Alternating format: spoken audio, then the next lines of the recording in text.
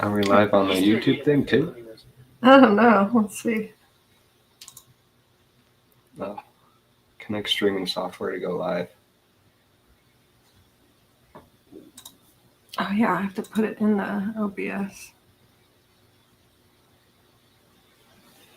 Okay, hold on. Oh, this thing. Copy. We'll probably just exit out of that. Well, this has to stay. That's not what I meant. The other thing. Do we put it in there or do we put it in here?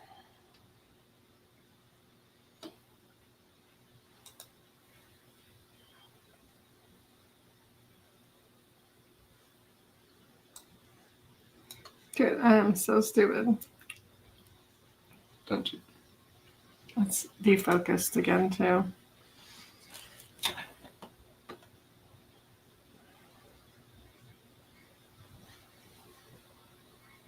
Why's that? Stupid. Where do I put it? The stream setup help? It's on the YouTube thing. Oh. How did you do it last time? I have no idea. I don't think we used StreamYard last time.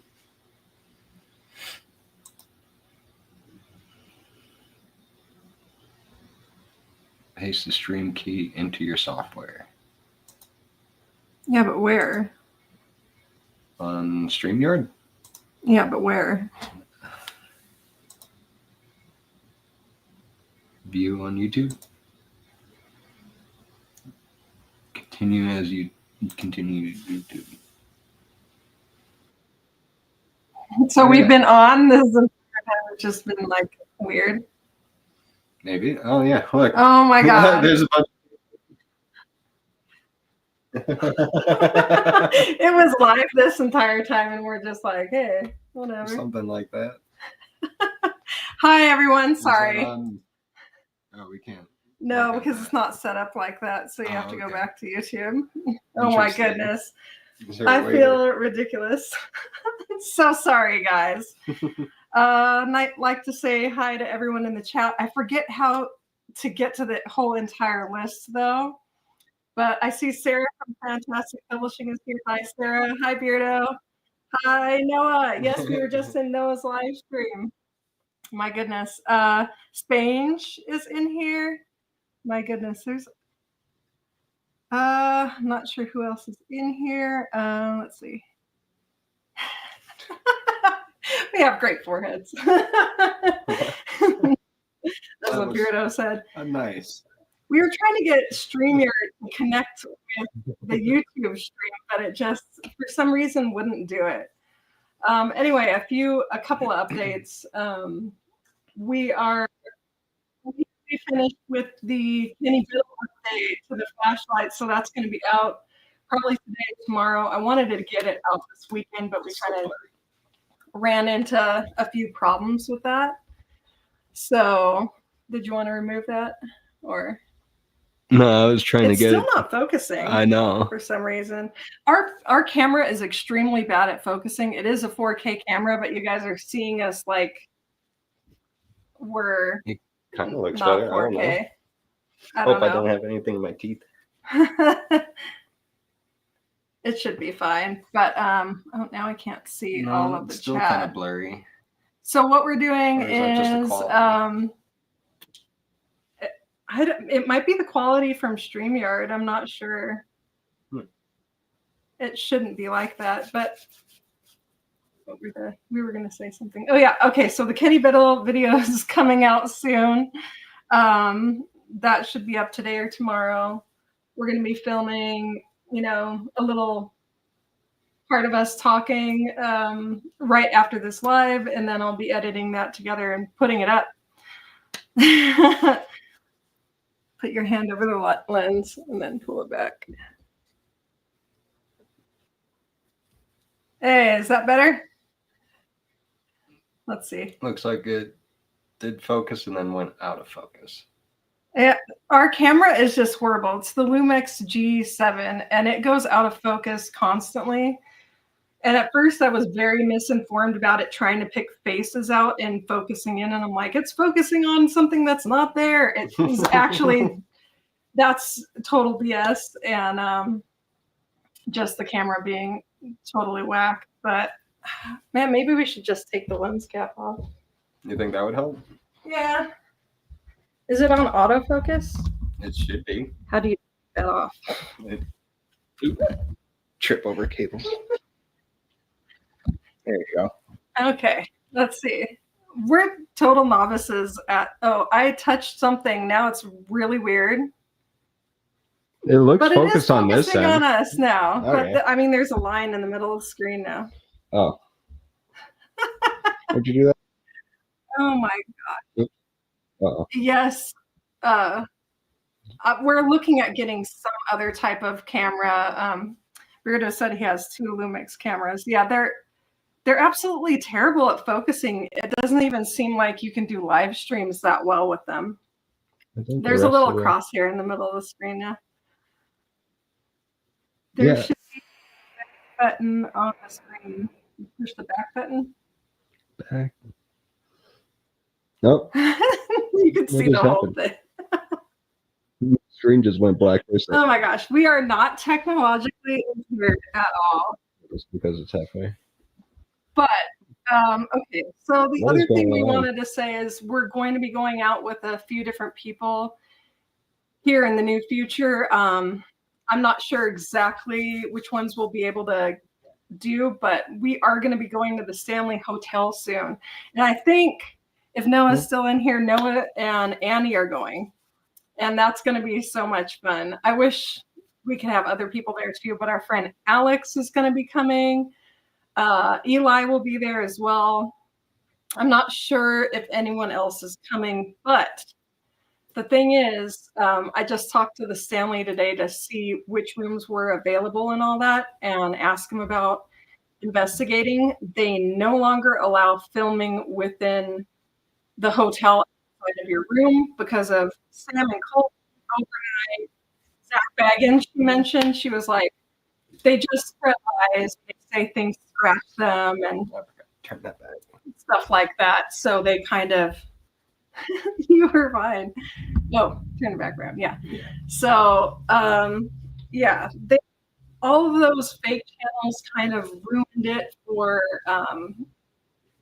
larger locations that are trying to be more serious and not get misinformation out. So they will not allow only still capturing.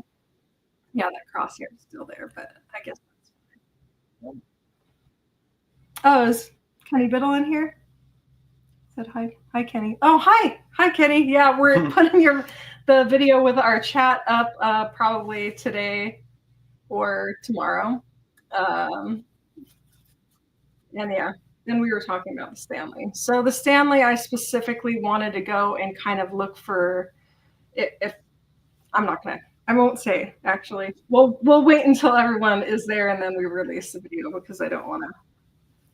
But anyway, we will only be able to film inside the room. So we are getting 217, which is supposed to be the most common room, and then we're getting a different room too. And I guess we'll take a lot of still images and stuff like that. But it wasn't focused for a little while too. I think it's your beard or something. Is it? Let's try again. Come on. You gonna focus? Let's see. So that was number one. That's gonna happen sometime in September or early October. So it'll probably happen in the middle of September or early October. In between now and then, we're doing a lot of like video reviews on our own videos to like tell everyone the stuff that we were misinterpreting or other things that could have been going on and happening, and also some of the mistakes that we made. Let's see what else. Oh, if you are coming on to any investigations with us, or if we're going with anyone, well before we made our YouTube channel, we did make a collaboration contract, and this goes for anyone like friends or family that come out with us or other channels. It was a contract that says, like, if we ever do make money off of anything, it's all split equally off of the video, anyone that's participating.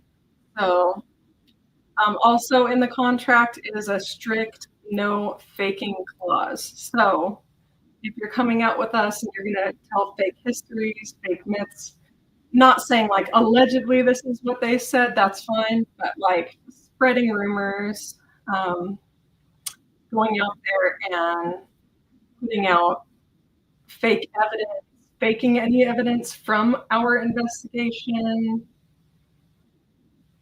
all of that it's in the contract that you are not allowed to do that. If you do that, the contract is null and void. And if we ever do make money for any of the videos, you will not be entitled to any of it, and you will also be disassociated from the channel entirely. So that's just something that we wanted to kind of go over for anyone that's like wanting to go out with us or do anything with us, because yeah, that was important. And that was something that we set up well before we started filming. So everyone that's been on our investigations, they've signed the same thing and agreed to it, although I'm not going to get into any of that either yet. We are no longer filming with a couple people for a couple different reasons, but I'm kind of, you'd go out with us, Kenny? Yeah. Right on. Do you want to come to the Stanley in September or October, if you're able to do that? We are going to get 2 rooms with 2 beds in them, and people are more than welcome to stay the night.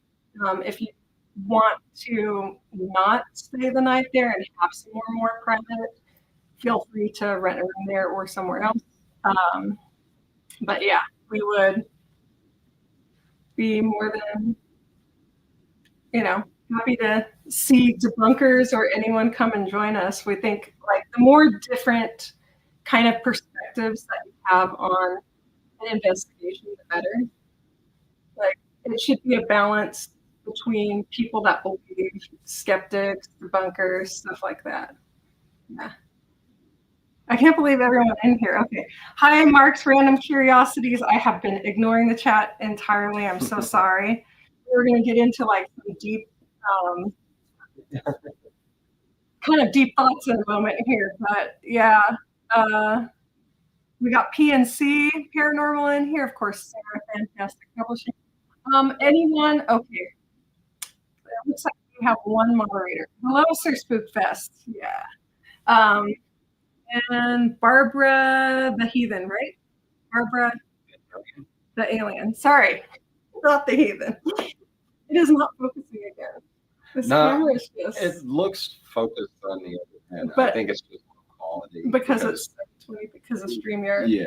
We don't pay for StreamYard. Sorry, we always use the free service. Oh my god, I feel like I'm talking too fast for everything. But anyway, is there anything you wanted to say about any of that? Not gonna lie, I kind of zoomed out for a good portion of that. Oh my god. Okay. So, oh my gosh. What else did we have to say about any of the updates? Oh, okay. So we do have, a lot of videos in between the videos where we're going out with people and filming investigations again. Mainly, we're doing a lot of experiments. And some of the experimentation is going to go on into the investigations. But specifically, we wanted to do experiments on the flashlights because we wanted to test out and prove what Kenny said, first of all. It was a very plausible explanation that, I don't know, I think some people might get confused about the flashlights because of how many different ways it's explained over the different debunking videos. Especially us, like we just took them out. I think we're going to explain this again too, but we were watching different videos and then we saw the flashlights and thought, that's an everyday object. I bet they're doing something to make it turn on and off. So we bought a pair. Mhm. We set it up inside the house and just set it there, and it didn't go on and off at all. But that's because we weren't doing it in the way that Middle and other Burt Cartwright explained it in those videos. You kind of have to like heat up that reflector inside for it to start the heat cycle. So we just saw them not going on and off, took it out in the cold. And again, this is going to be explained by Kenny, but there is an explanation for it going on and off in the cold as well. But we kind of freaked out the first time we saw it turn on and off because that was weird. Wasn't expecting it to work. Yeah, that was crazy. But yeah, so anyway, we want to test out the flashlights. So that's probably going to take about a year because it's more technical. We have to go out in the cold. Probably tonight we might go to Cheeseman because it's going to be really cold tonight. I'm not working. Yeah, working. Yeah. You don't think that's too late for you? How late are you talking? Let's just go out like sundown because it's about as cold as it's going to get around 7:30, and then we can be back later. Oh, are you talking about like actually doing the experiment tonight? Yeah, just that one cold experiment. So it won't take that long. I think we were out for 2 to 3 hours, so it's like we got to pretty much try to recreate that. The weekend after then. It'll probably still be cold. It's pretty cold here. But we did want to do it at different, so not just in the cold, but in the heat temperatures. We want to do it at different humidities and show you guys when they actually trigger the heat cycle and what triggers it. So no one can say, oh, well, this was happening,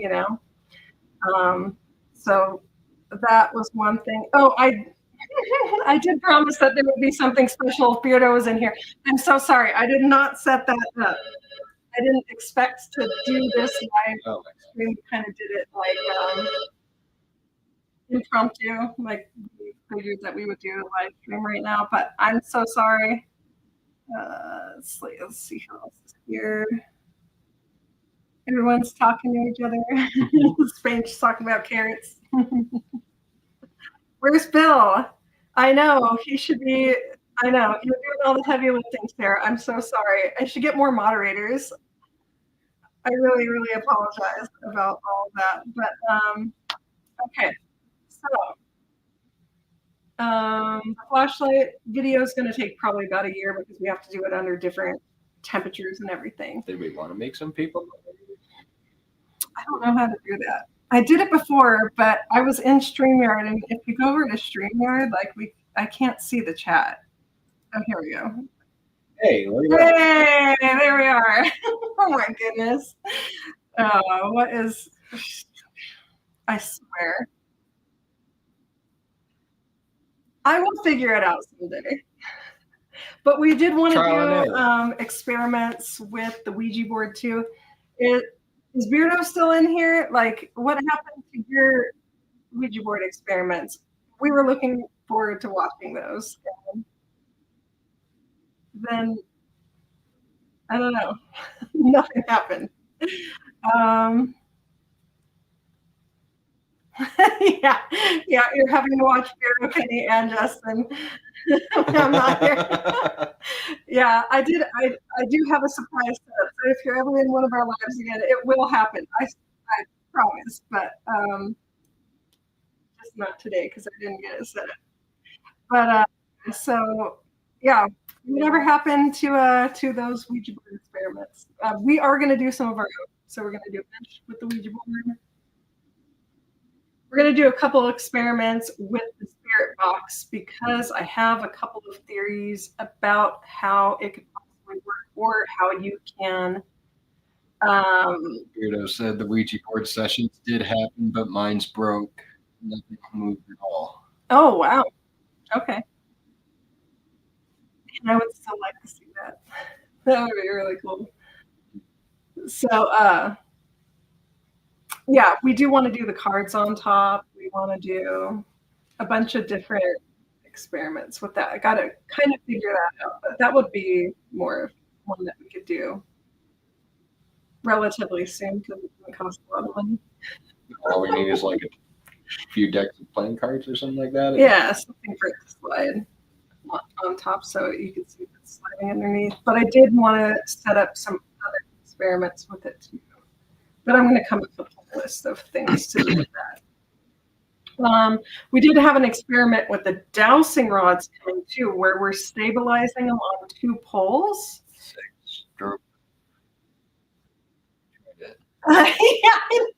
I saw that. That was hilarious. I don't think Zach has seen those videos yet. They went to the haunted ram inn. Oh, I heard about that. Mm-hmm. Yeah, and side-eye guy was doing the Ouija board with them, and he like just bursted out angry and walked off. He was like, "What am I doing with my life?" But yeah, it wasn't moving at all for you guys. I've seen that. It hasn't moved at all. Like I think 2 or 3 times we did the Ouija board together. It didn't move at all either. But that was inside my house, and I'm kind of scared about doing that. MDF board? Do you know what that is? Or is that MDF?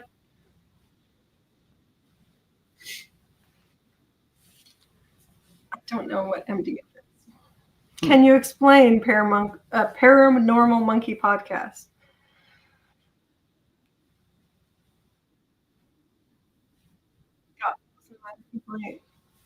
Oh yeah, it's I was just telling him earlier. Noah went to this place in the dark alone. First of all, in America, you don't know how scary that is. Like that is terrifying.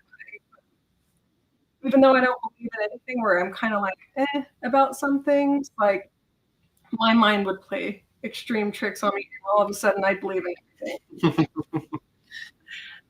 Can you say the point that has never moved for me because it's a game? I mean, I'm back and forth. Like when you do it and you're in the moment, and it really feels like it's pulling, but it could be just the tiny muscle movements, and you can't tell that it's you. I don't know. Like I go back and forth between believing in it, and I definitely think that you're not going to pull a demon through it into your house or anything. I'm not possessed, and I've touched a wing before so many times. I'd like to do some experiments with it before coming to a conclusion. Yeah, but you also want to experiment with pulling demons into. Well, okay, here's the thing. That's going to get us into that other topic entirely. But demons is like a Christian construct, right? So literally, like the Christian faith took anything outside of the Christian faith and demonized it. Any kind of like non-physical being, they said was a demon.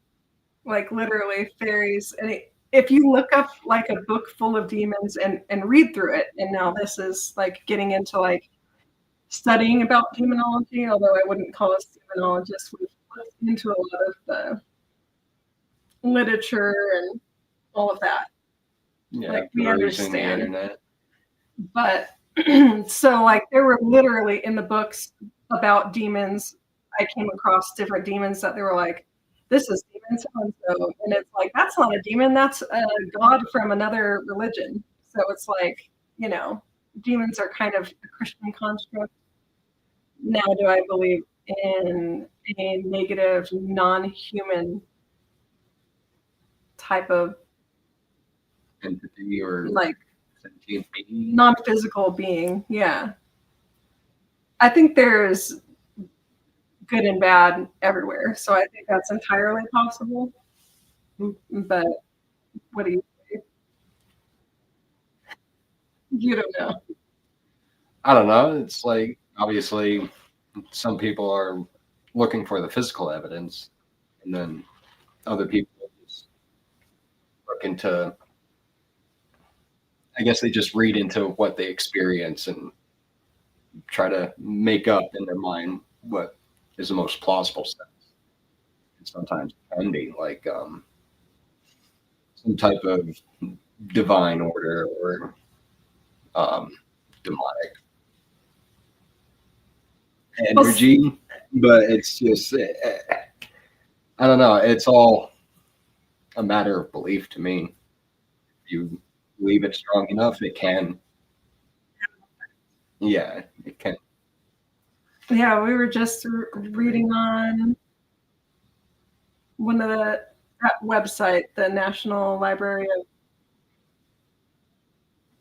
Anyway, Medicine, talking about beliefs and how like the brain works and stuff like that. And yeah, so how if it you affects believe different parts. something enough, you're going to be affected by it no matter what. So it becomes real to you. So at that point, like I have a lot of my own beliefs. Do I think that they're provable or real? Like, can you prove them on a camera or anything like that? I don't know. I don't know.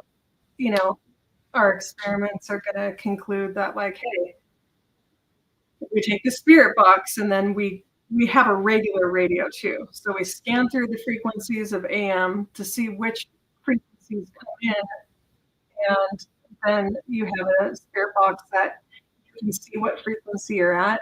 So when a word comes through, you can see if it's an actual live broadcast or not, and then go through the transcripts from those broadcasts and match it up from what's coming through. So in that aspect, we could either prove or totally debunk the spirit box entirely. But, you know. How do you know you're not picking up something from further out, though, instead of local? Because that's what the regular radio is for. Like, you can only pick up what's able to pick up with that antenna. But couldn't it potentially pick up some kind of stray signal? Well, that's the thing. Like, radios and the spirit box, they can both pick up stray signals because a lot of stuff rides on those same magnetic waves, right? So, like, if you have a solar flare, if there's certain things that can come through on radio and make a noise. And that's why it's like, well, if you put it in a Faraday cage, yeah, you're not going to get that disruption from anything, right? You're not going to get anything coming through on the signal because you take the antenna off. You're not picking up signal at all, so you're not going to be able to hear anything coming through the box at all. But other things can disrupt radio signal or come through on the same signal. But if it's coming through on a channel that's not broadcasting anything, that's like, okay, now what's coming through? Is it a word? Is it a sound? You know, and then you can kind of tell what it is. Because I think there's a lot of things that can affect the electromagnetic waves that radio uses. Kenny Biddle comment, there are stray frequencies that you can pick up due to atmospheric conditions. Oh, yeah. I was reading a lot about radio because of that. In fact, they thought the guy who invented the long wave radio, they thought that he was like insane because radio only goes for a certain distance and stops. And he figured out how to bounce it off of the atmosphere and back down. And that's why in the daytime, you're going to pick up a clearer signal than at nighttime because the atmospheric conditions change. It gets very technical. And I think a lot of these ghost hunters, they don't want to learn anything. They just want to go out and get scared, you know? So that's part of the problem right there. Is Alyssa in here? Hi, Alyssa. Hi, Sky. I am missing people. You go around introducing Spaghetti a la paranormali. Am I saying that right? Hello. So, I mean, I think I find all of those technical details very interesting myself. Whenever I'm diving into a subject, I have to dive really deep. But when we first went out, we just we wanted to test things out and experience things. We didn't really form an opinion on it until things started happening, and then that's when we started looking into it and being like, well, this is I don't know about this. You know what I mean? Yeah. And then the whole Cody and story thing blew up, And then we found all of these wonderful channels that had a lot of input that made me think a lot about different things and just how to do things. So I don't know.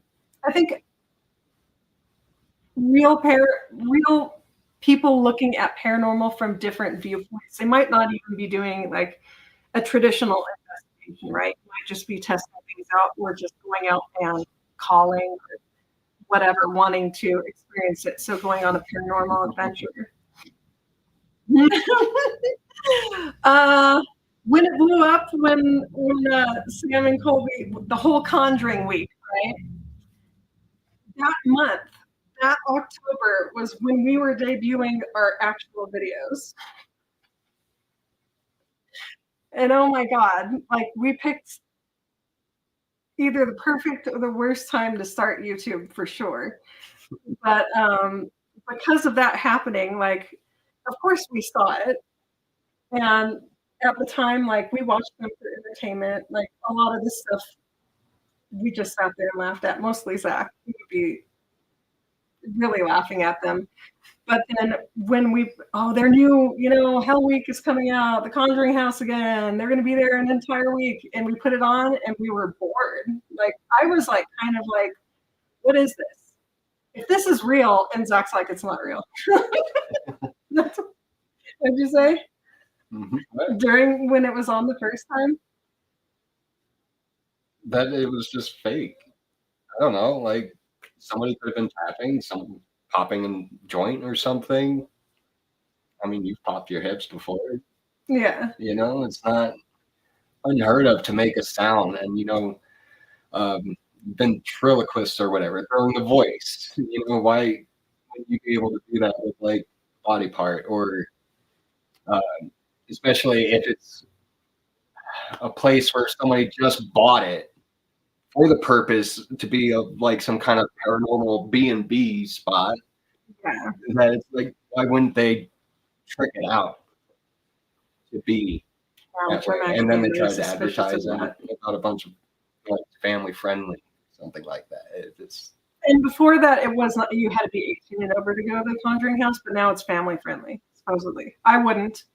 Do not go there if you have, especially with kids. I would. I think that's very unsafe right now. Constantly wearing my yeah. So because of that though, like all of the debunkers channels blew up, and that's when I found you guys too. Like we were like-minded anyway, but that's when we found everybody. Mm-hmm. And it seems like we found them right at the beginning. And I watched Mythos grow from, I think he was under 200 when I found him. Now he's over 30,000. I think Beardo, you were around 16,000 or something like that. And now you're over 50,000. Jake Hartz is over, I think he's over 50,000 or 40,000, something like that too. Like everyone just exploded and channels grew really rapidly, especially the debunking ones. But I think real paranormal has been kind of left in the dust because people are very afraid to try to make a video really entertaining and engaging, and because they're afraid of not being seen as real with high production editing and stuff like that. I don't want to shy away from that side of it. What I'm saying is like your intros, you can edit, keep all the fun bits in, all that stuff, right?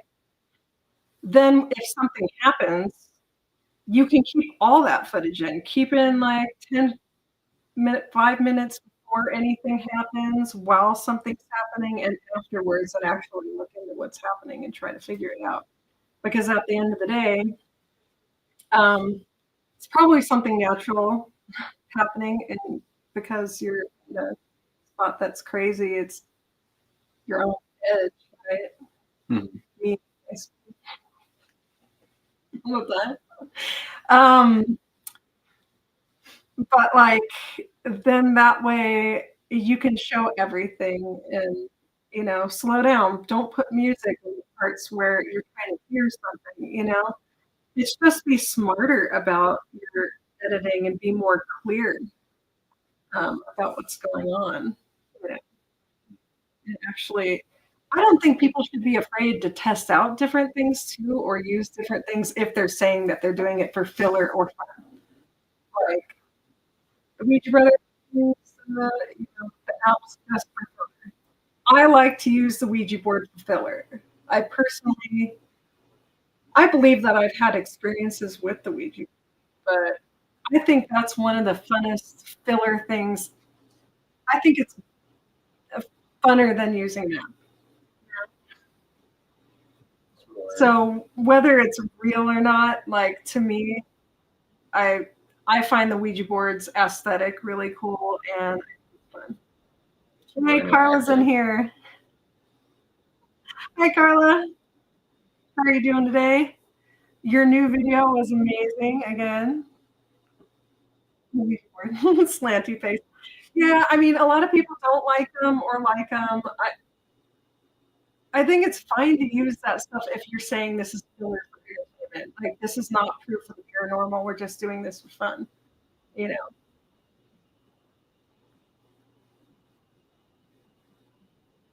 I hate when creators add music that's the same volume as their voice.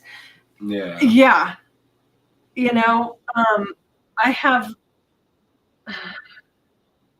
such a problem with hearing as it is. So even in movies, that bothers me like a lot when the music is really loud and you can barely hear the talking. Like, why don't they balance that a little bit better?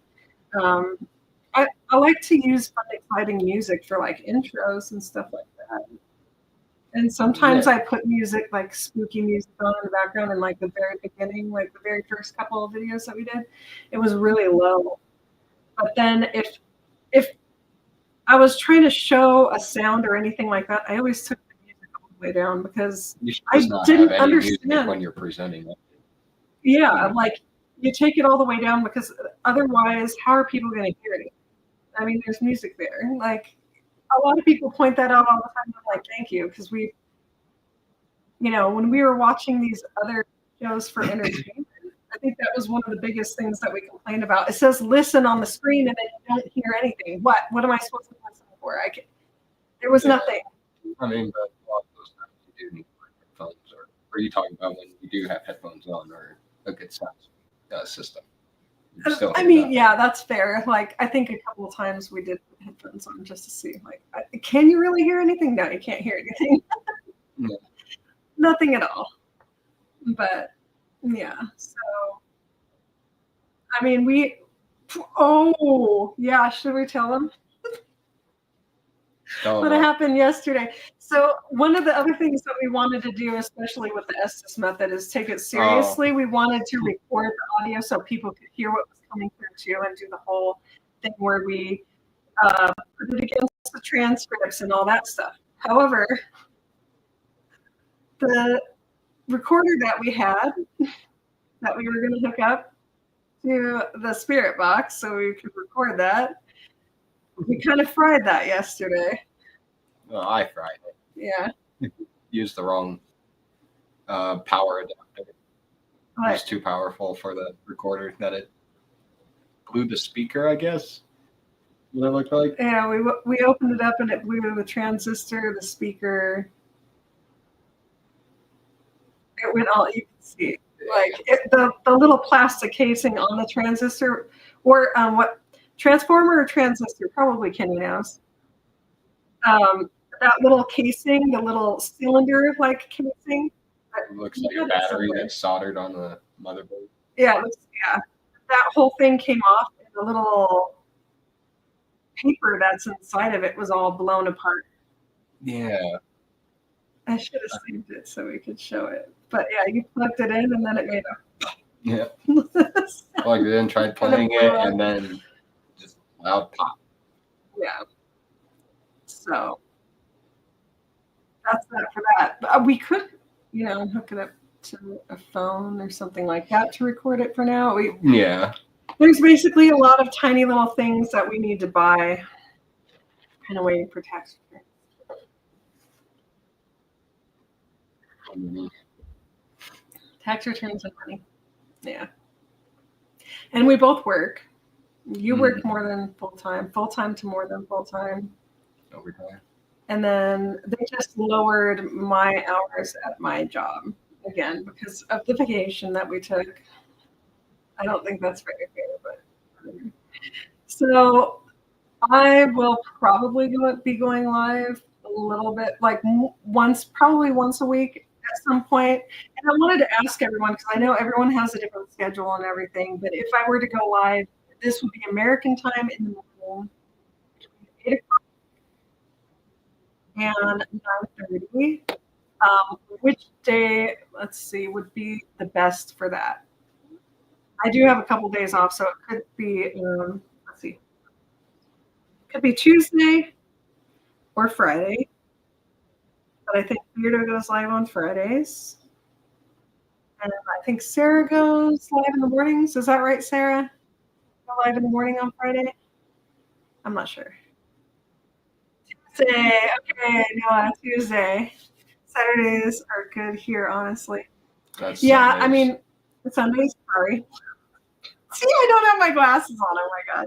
I can't see anything. We're going to be doing a live together maybe once a month. It's blurry again. Look at that. Looks fine to me. That's it. Yeah, I think that's just your eyes. Is it my eyes? I think so. Is it fine? Looks fine to me. Oh my gosh. Okay. Here's the lineup on Sunday. Yeah, Sunday is good. You got Friday at 8 p.m. Eastern time. Okay, so I'm talking about morning time during the week. I would be doing one live. It would just be me. But then once a month we'll be together on the live. Sky, the dance parties now. What song is that from again, Sky? It's a lineup on Sunday. Am I getting in the way of the lineup? Thursday Night Thriller. Yeah. That's cool. Yeah, I've been in a couple of your lives. Sometimes I'm silent, and sometimes I type a little bit more, but I do pop in it on slide. I am not good at dancing. Very clumsy. Probably do well with ballet. No. If it was like crash test dummy style. Yeah. So that's another thing that we want to discuss was we are going to be doing more lives and taking it more seriously. We had a lot of stuff pile up on us last year, so we're just trying to put all of our focus more on the occult life this year. Do have a couple of other things, but yeah, a lot of house repairs still too. But I'm gonna try to be more. Oh, yes, this is Zach. Zach and Mariah of the Cult Life. He's the good Zach, not Zach Baggins. He doesn't spell it the funny way either. Or if you prefer Zachary, the long form, so you get mixed in with Zach. How do you Baggins. spell Zach the funny way? I think he spells it Z-K. I actually went to school with somebody that spelled it. Yeah. Yeah, I thought it was pretty cool, in my opinion. I know, but then you get mixed up with Zach Baggins. And There's a lot of Zachs. It's such a common name. So many different forms, so many different ways to write it. yeah, people jump to, okay, well, if there's a lineup and we can slide our way in, that would be cool. Like this time we were right after Noah. Yeah. There's somebody that was doing around 2 or something like that. I don't know. Or 2. Yeah, who else is going live after this? Because we'll say, hey, everyone, go to that channel. Jump stream and go to the next live. Yeah, we do have to finish up the video, the Kenny video, though. Yeah. Yeah, which we hope you all very much enjoy. Right on. Yeah, see, common name. This guy's got a grandson named Zach. Yeah, And then my brother who lives here, his name is Zach too. So there's 2 Zachs in I here. went to school with like 6 different people. At that tiny little itty bitty school. I mean, it was a pre-K It's to like John now. 12th grade, man. Oh, Like, really small town.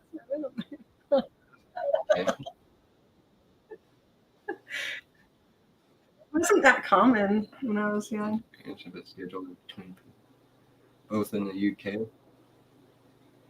We're in Colorado. I think, was that question Yeah. for us? I don't know. Carla, was that a question for us if we're both in the UK?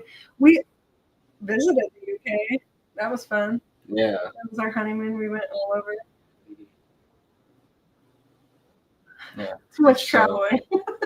Definitely rent a car instead of taking public transport and trying to lug like half of our bedroom. Oh my That's what god. it seemed like. Brought way too much luggage, okay?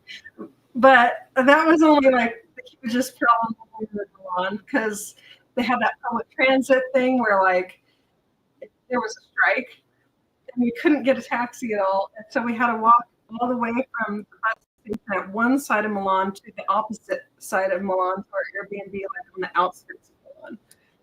And it was so far. It took us 6 hours.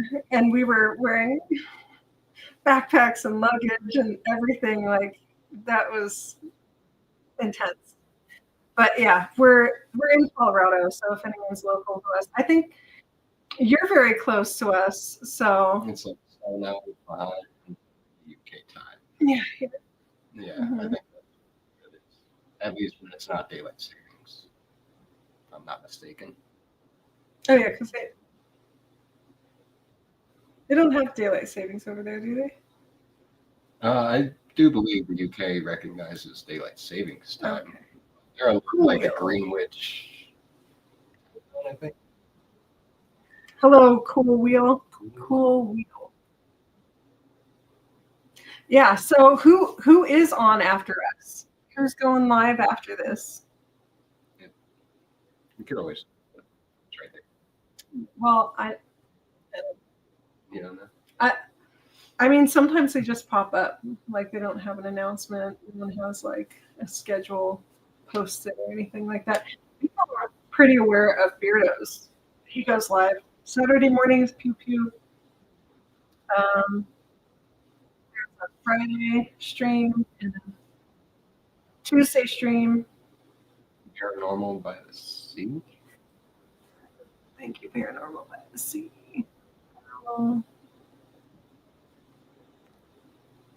PNC. Paranormal by the Sea premiere at 9. Oh wow, that's cool. Yeah, I'm subscribed to them too. Yeah, those are good. So, yeah, I don't know what else we had a whole thing about like paranormal and belief and all that. I don't we know. were That's the talking thing. I keep talking about it, and then we get into like video things, and I drop Totally links. off track. There's a lot of points. I don't know. There is a lot of points. Well, I think we made some of the big ones though. I think Maybe. most of the time it just depends on people's belief because your brain really can make things real. Yeah, that was that one article talked about. It's like a lot of talk about like placebo or nocebo. I've never really heard of that before I read this article.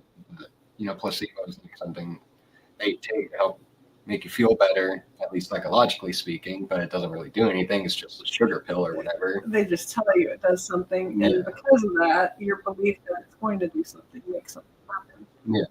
And nocebo is basically believing you got this pain in your stomach and like you're deteriorating or whatever, even though there's like nothing going on But it in makes you day-to-day life. sicker. Yeah, just because Oh, you're believing that you're yeah. sick or something. I don't know. I've never heard of that before. That's interesting. I'm gonna have to look into that. It's the psychology behind everything that we're highly interested in too. So it's not just. I mean, we're really looking for answers, but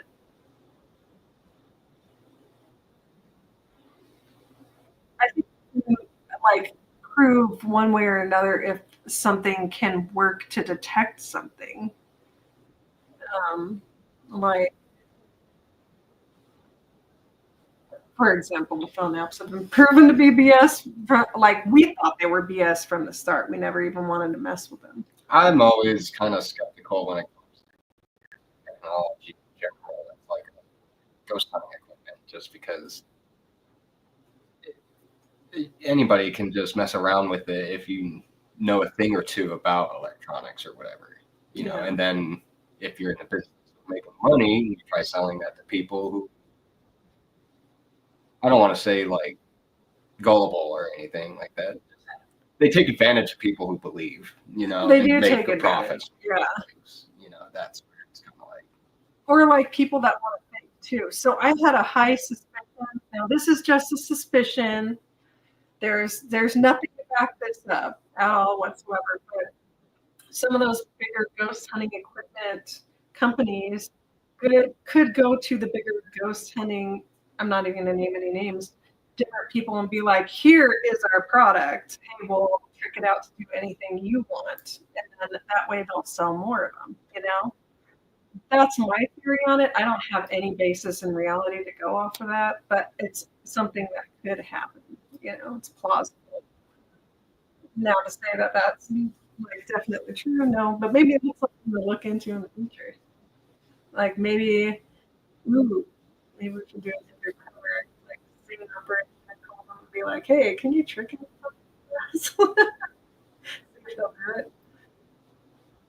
What are you talking about? Like going to one of those companies that create the equipments. Mm-hmm.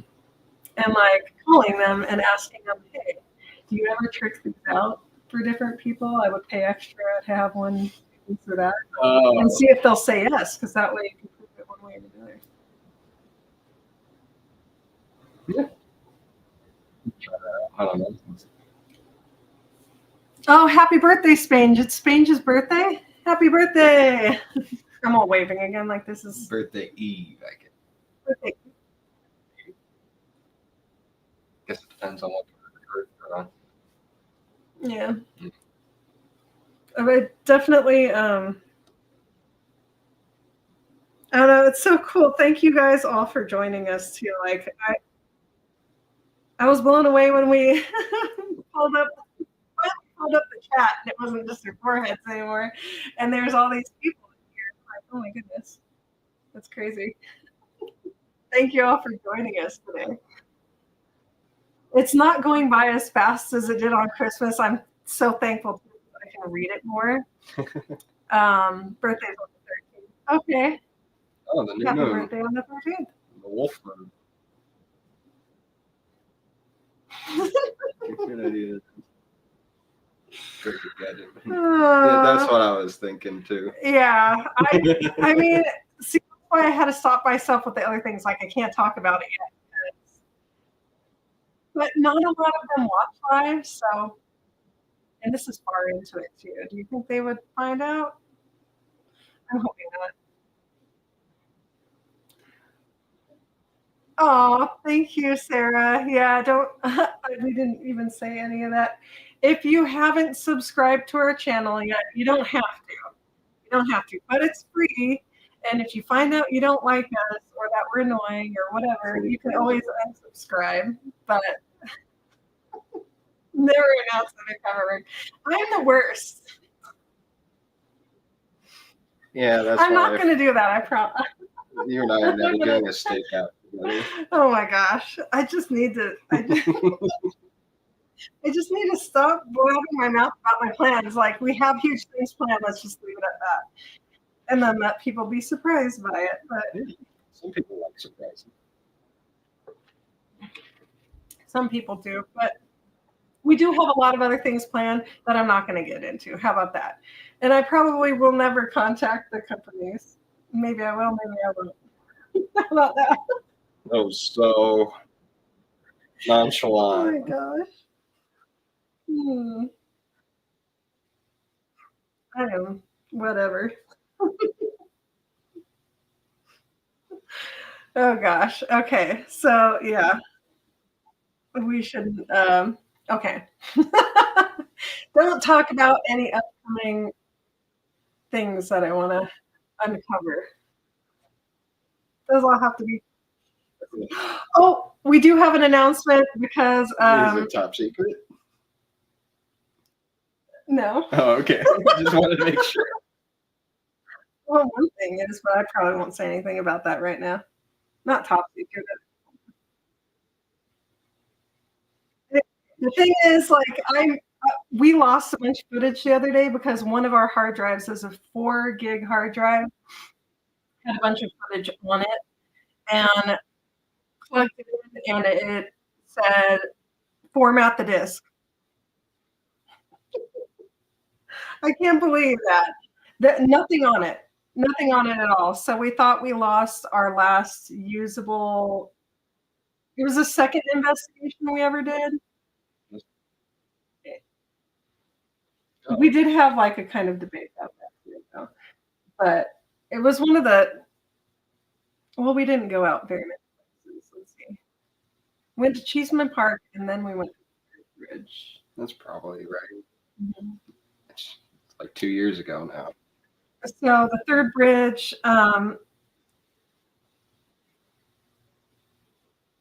we did think nothing really paranormal happened there.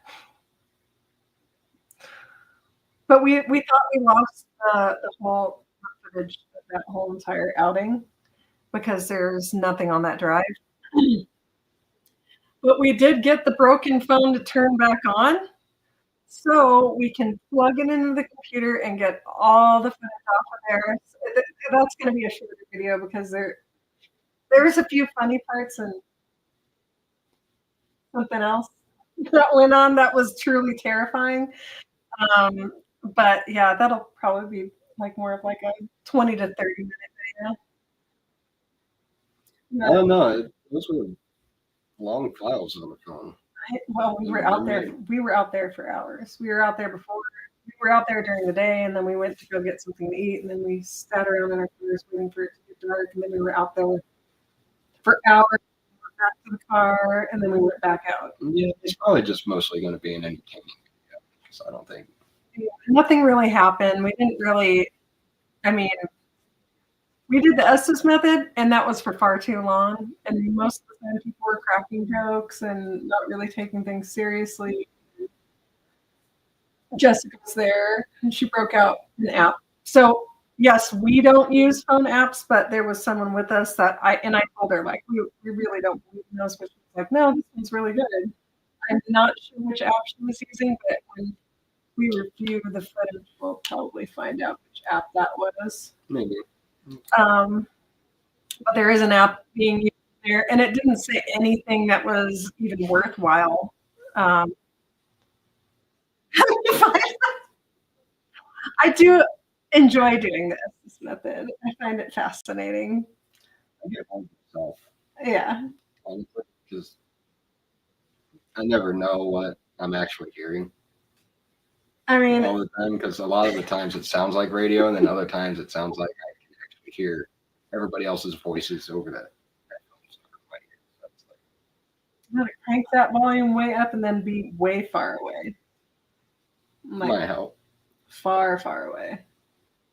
But, I wanted to How get would that you- band to hold the headphones down too. that would mean that whoever's under would have to be yelling, whatever they're hearing. Like unless Or yeah, you have a camera in the same room and then just review the footage later and see what happened. But then you don't happen at yeah, a lot of experiments. Yeah, we'll have to figure that one out, actually. We'll have to think about that. But I don't know. I find it fascinating. I know a lot of people find it very, very annoying. There's some people that are highly annoyed by any speaker stuff because the sound of it is jarring and annoying. I get that. Like, it's not for everybody. It's like hearing somebody scratching a chalkboard or something like that. Oh, It's for sure. Ear-piercing, repetitive. White noise. Yeah. Raise his hand. Yeah, it is. It's jarring and annoying. I get it. I get it. I think that's why it's kind of better to not hear that. But then if you play what person is hearing over the headphones too, then they're going to hear the again. Yeah, that's the other thing too. It's like, is it better to have it go faster or at a right speed that you can actually go?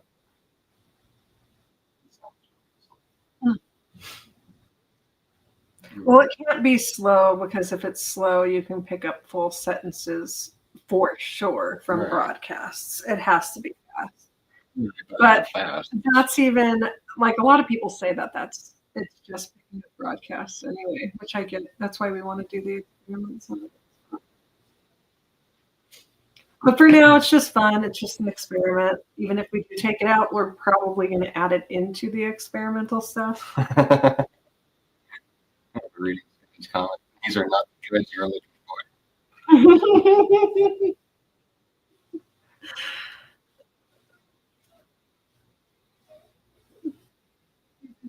And I'm drinking wine. Two Ply's in here. Hi, Two Ply. Sorry, I've been ignoring the chat. Two Ply's one, like, you guys invited us out to the Myrtle plantation. And we're very excited about that. That is, I think that's, what is that thing called again? The weird two-mirror thing? A vortex or a portal? No, the one that you sit in. Oh, Psychomantium. Yeah, it's the Psychomantium at the Myrtle plantation.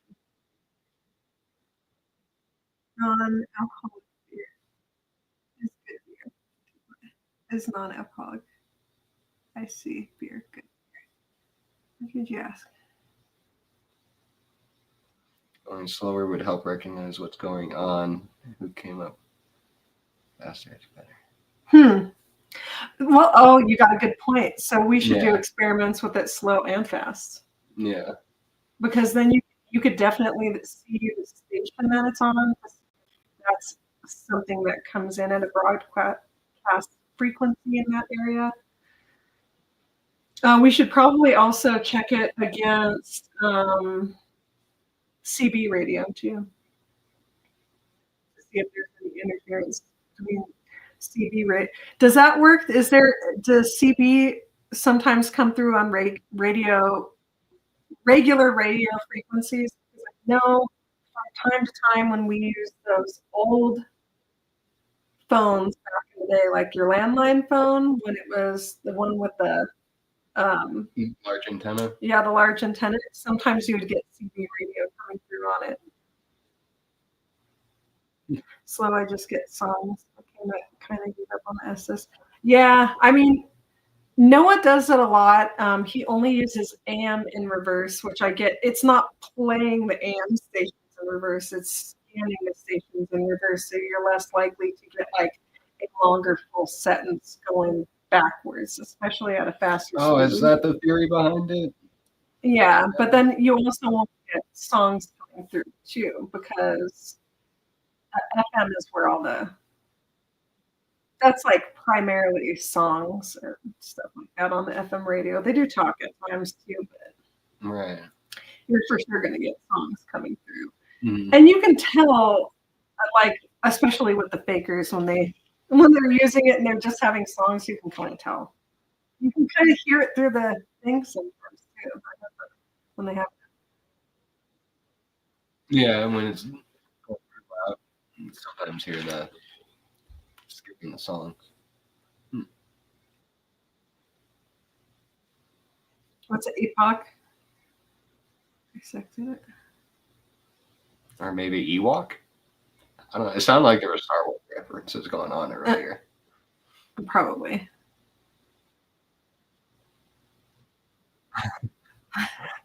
What is that? What is the EPOCH? I think it's a brand of the Spirit Box or something like that, maybe. Yeah. Oh, well, the yes or no device. Okay.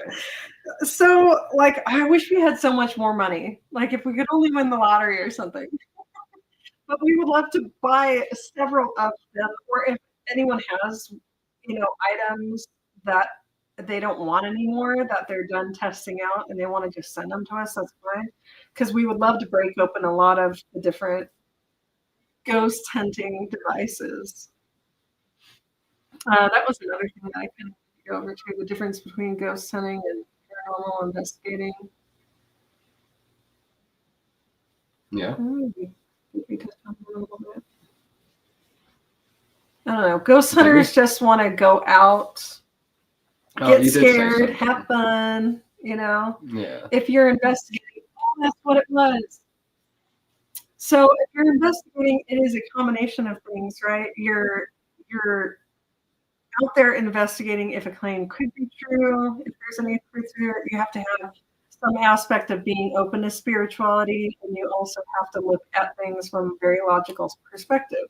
So you could be debunking, but I wouldn't say, for the most part, that's why you should have a well-rounded team of, like, you know, one debunker, one skeptic, one like full-on believer, you know, from every aspect. So if you can get different people that have different aspects to them, that would be great, because then you have all these different people giving their input from different viewpoints. And you always have to be open to being a detective, to looking at every single thing that's going on, instead of looking at it in the mind of, oh, this is a ghost, or looking at it in the mind of, I'm going to debunk everything, none of this is real. Like, you have to keep an open mind about it. So yes, debunk the things that, you know, are not real, and look for logical explanations, but you also have to keep an open mind and look at every side of the perspective when you're looking at the paranormal anyway. Or just trying to just perusing the topic of like myths, legends, or stories of anything. You know, because they've been around for ever. So, you know, it's not something I think we should just easily dismiss per se. Like, you know, you gotta, like the older ones. Yeah, you know, older myths. You know, not like new stuff that gets caught up or stuff that you hear or read about online or anything like that. It's definitely like old stuff. You know, like the Bible, or, you know, looking into like Greek mythology or Egyptian culture. Sorry. You know, like just looking about how they handled like communicating with ghosts or whatever, you know, because they didn't always have, or not always, they never had like technology or anything. They didn't have an EMF meter. They didn't have a REM pod or cat balls or whatever, you know. People had experiences and the stars in the sky, and you know, reading the seasons into stuff like, or divinatory or stuff like that, I guess. Reading the omens or bones or like a crystal ball. Yeah. Divining. Is that what it is? Yeah. Okay. Well, there used to be a more spiritual aspect. I shouldn't say that. Like, there is still a spiritual aspect to a lot of people's lives, but I think like when everyone was more tribal, I think everyone was more spiritual in a way. Like, we live in such a technological age. The sciences explain a lot, and some people live in that science-based world where the proof is in the pudding. If it's not physically right here in front of me, it doesn't exist, type of thing. But, which I think some people feel it that way, but I don't think that's like, there's a mixture of people throughout the world. Yeah, they look at it in like one specific fashion, and I think there's a lot of misinformation going around. Like, even when people think that they're using science to prove a point, you know, because I don't think they always necessarily know every single factor that they're talking about in a specific topic. They may learn, you know, and get better at it, but the thing is that every single person has their own personal biases too, no matter what angle you're coming from, right? So, I mean, that's just one of those things.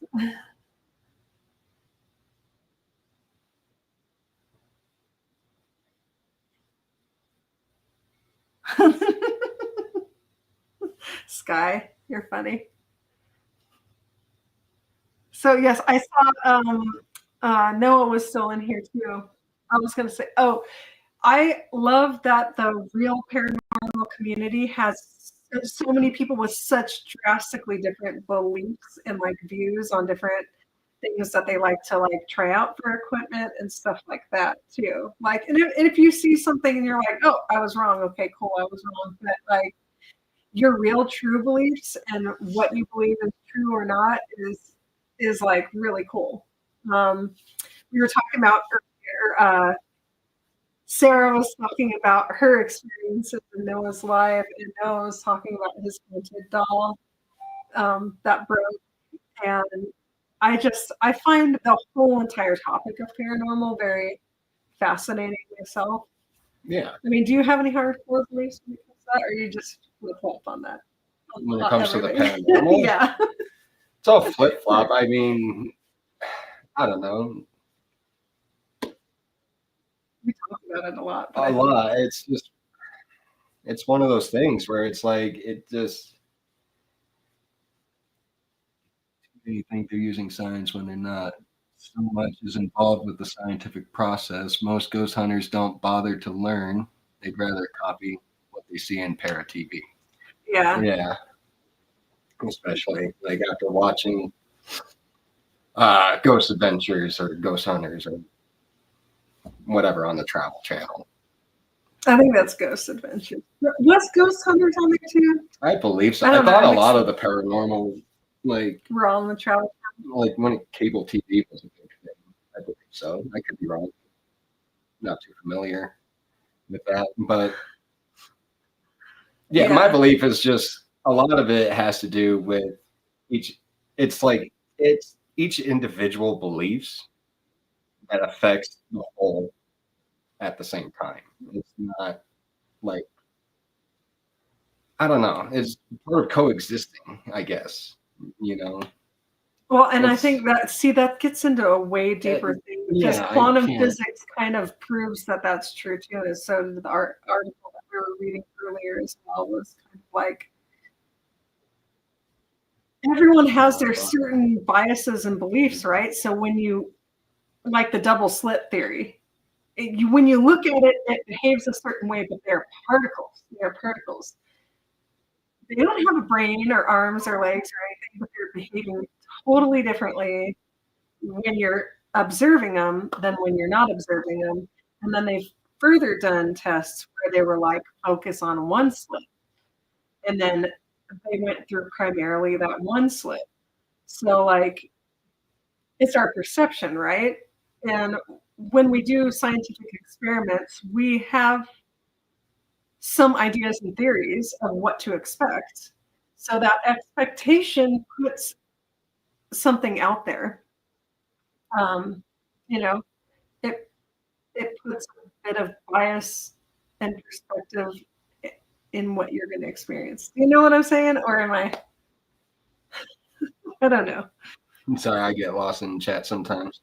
Oh no, it's fine. Bye, Noah. Yeah. Have a good day at work. Can do some time and see if it happens. Time. I think that's with the epoch thing. That who was it? To play. Me and Wisdom was talking about doing that Friday night on the live stream. Oh, I would like to watch that. What is it that you guys are talking about? Sounds very interesting. I think they were talking about that. The epoch.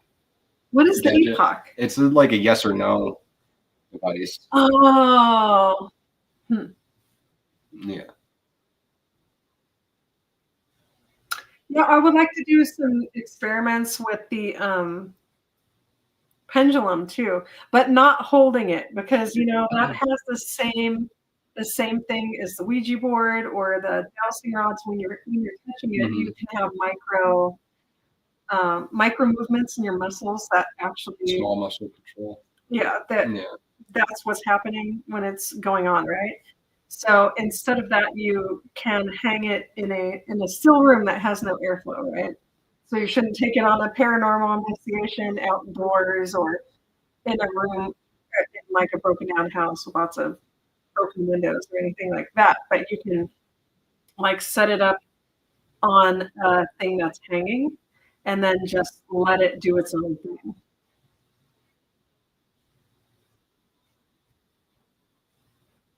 Ooh, can I join in on the stream? I can show it. Yeah. Okay, how do I do that?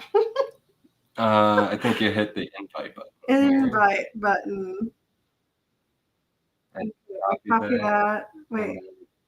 And either email it or probably send it on the. It says Messenger. I don't know if that's the. Oh, Messenger is on Facebook. Can I sign into Facebook on here? I don't know. You probably could have hit the invite again. Oh, I copied it. And then yeah, Messenger. yeah, there you go. Oh, I see. Okay. What's my login? I don't know, but don't say it now. You're live. Otherwise, people hack my Facebook Exactly. account.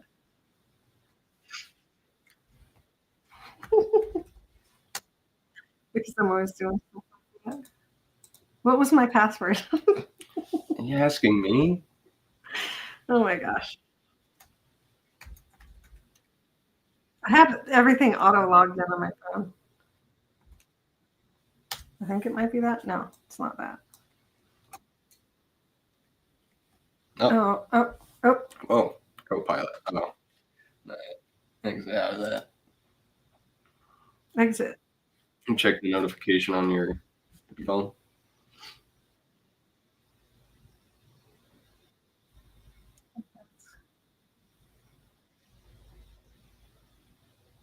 Messenger? No. Okay. Trying to.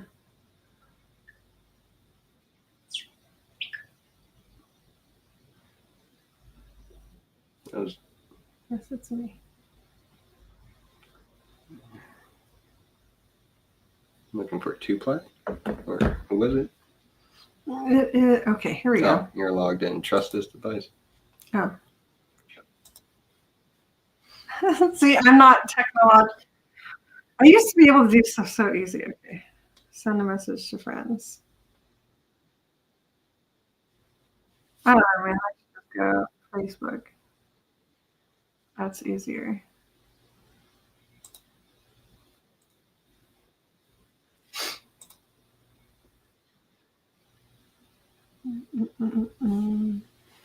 Man.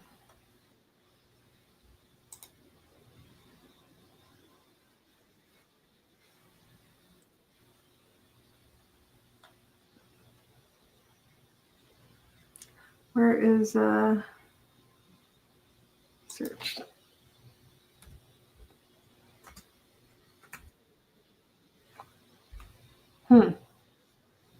Hold on. You know what you're doing? No. I don't at all. Now I can't get back to it. Okay, hold on.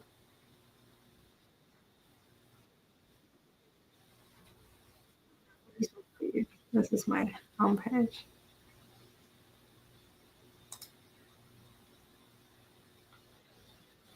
Oh, I got an idea. Sorry. There we go.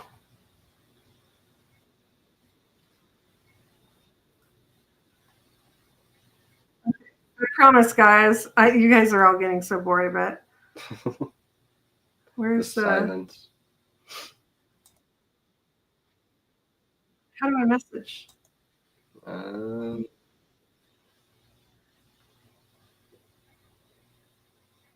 I always do this on my phone. I can't get to anything on here.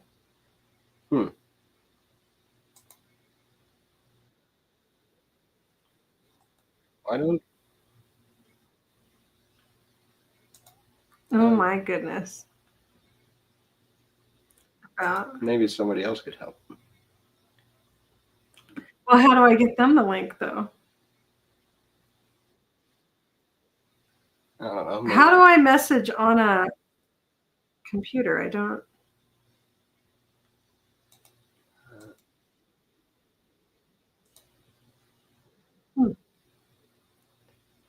It seems like, hold on.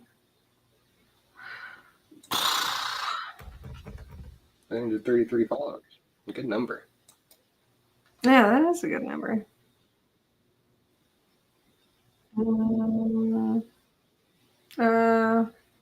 Email. There you go.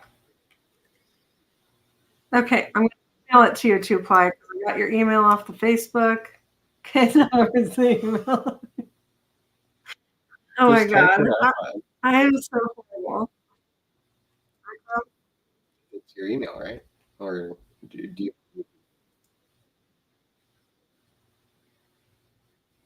Nicole at email, Gmail? Oh, I could do that too. This is, I swear to God. I think it had a whole link set up so you could just hit a button. Or Really? something. I thought so, but Where? try email. Gmail. There you go.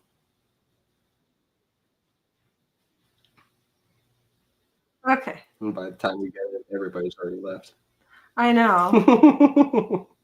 Oh my goodness. Okay.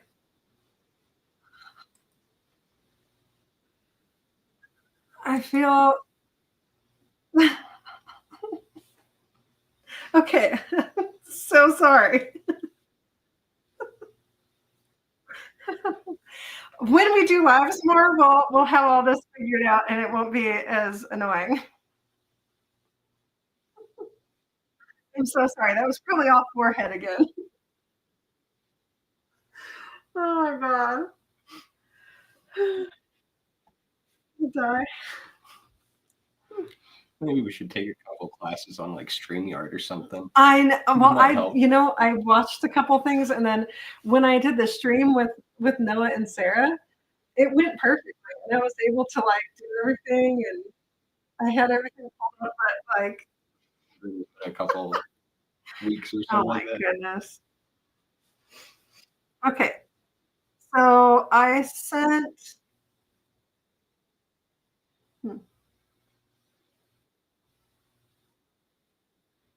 We sent you the email to the email linked on your Facebook, but not in Messenger because I couldn't find a way to do that on the computer for some reason. I'm That's not just that crazy. tech savvy when it Okay. comes to social media. Well, yeah, you're not on social. I do all of our socials. Mhm. So whenever you see, this is his contribution to social media. Right? I hope everyone's doing well too. Are you doing well, Fawn? How are you?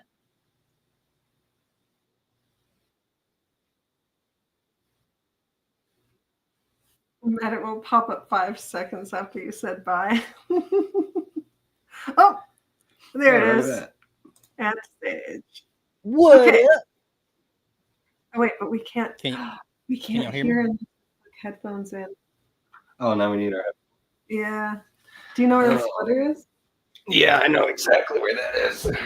Yeah, because then it's gonna like be a back feed loop. All right, there we go. All right, I'm muted. Can y'all hear me okay? Probably everyone can hear you, but I can't hear you quite yet. What? Let me see. Everybody in chat can hear me? Oh. Yeah. Yeah, Kenny, that's actually exactly what I was doing because we are in StreamYard. I was trying to send the link for Messenger, but I couldn't. I never go on to Facebook on the computer at all, and it looks way different. And I couldn't find how to message him. Kenny, can y'all hear me okay? Just I need to find a cable. oh my God! If anyone can come over to our Okay. house and show us how all this stuff works, like I'm really good once I see something in person done. No. I can do it again, and that's not a problem at all. But then, like, It's this camera over here. just I'm over trying here. to figure it out on my We're own. trying to show this. I've been off of computers really for so long that I even had to like learn how to do Adobe Premiere on my own. Like I'm self-taught. I've never taken a class or anything. Let's see. left and right. Okay. I ain't never used StreamYard in my life. So. All right. Am I hearing you? Hold on. I don't know. I can hear you. See you later, Fawn. Okay, so I have to turn this back up.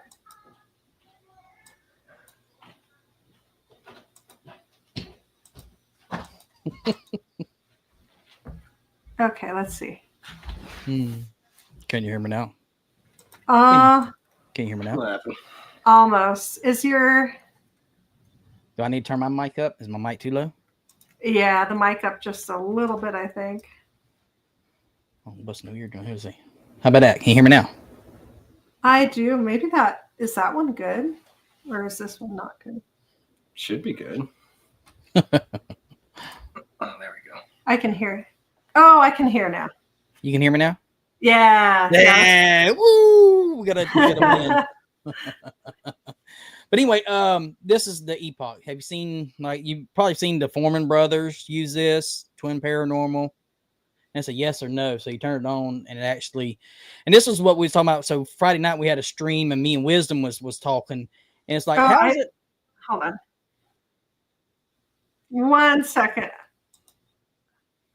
Let me pause this. Okay. Talk again. Let me see if I can hear you. Can you hear me now? Okay. Perfect. I was hearing a loop. No, it's all good. So the other night in the live stream, we was actually going over this. So yeah, so you hear it goes off. Yes. Yep. And it's actually going off more than it was the other night. So my question was, how is this supposed to even pick up anything? So this little spot right here is the speaker. There's no sensor on this. Like on the mail meter here, you got the mail meter. Actually has a little antenna on it. But this has got a rubber casing of it. So how is this supposed to even detect anything? So when I seen when Kenny got it, Kenny's actually dissecting it. And he's supposed to put a video out on. But I'm gonna still take this out on the investigations, but I don't know how this is supposed to. It doesn't have any kind of sensor on it whatsoever. It's got this rubber piece around it. So how's it supposed to pick anything up? So how much? Go ahead. I'm sorry. How much did it cost? $250. For yeah. I was gonna say just pull it apart and see. Yeah, well, no, Kenny's already done that, but I'm gonna take it on investigations and see. The other night though, it wasn't going off at all, but today it won't. It seems like it won't shut up. So that's interesting. I'm highly suspicious that a lot of these things, like the obelisk and stuff, it's just like a randomizer, right? Mm-hmm. That's what I think this is. I think it just got a timer on it. Maybe I don't know. I'd see what Kenny found, but I think it's just time related. It just gives off responses after so many minutes or seconds, and then read like does a loop back. So I'm not sure. We're going to take it out this weekend coming up. We got a couple places we're going to go do. I'm gonna test it like we do the phone apps. Interesting. Yeah. Mm-hmm. Yep. They said Kenny melted his.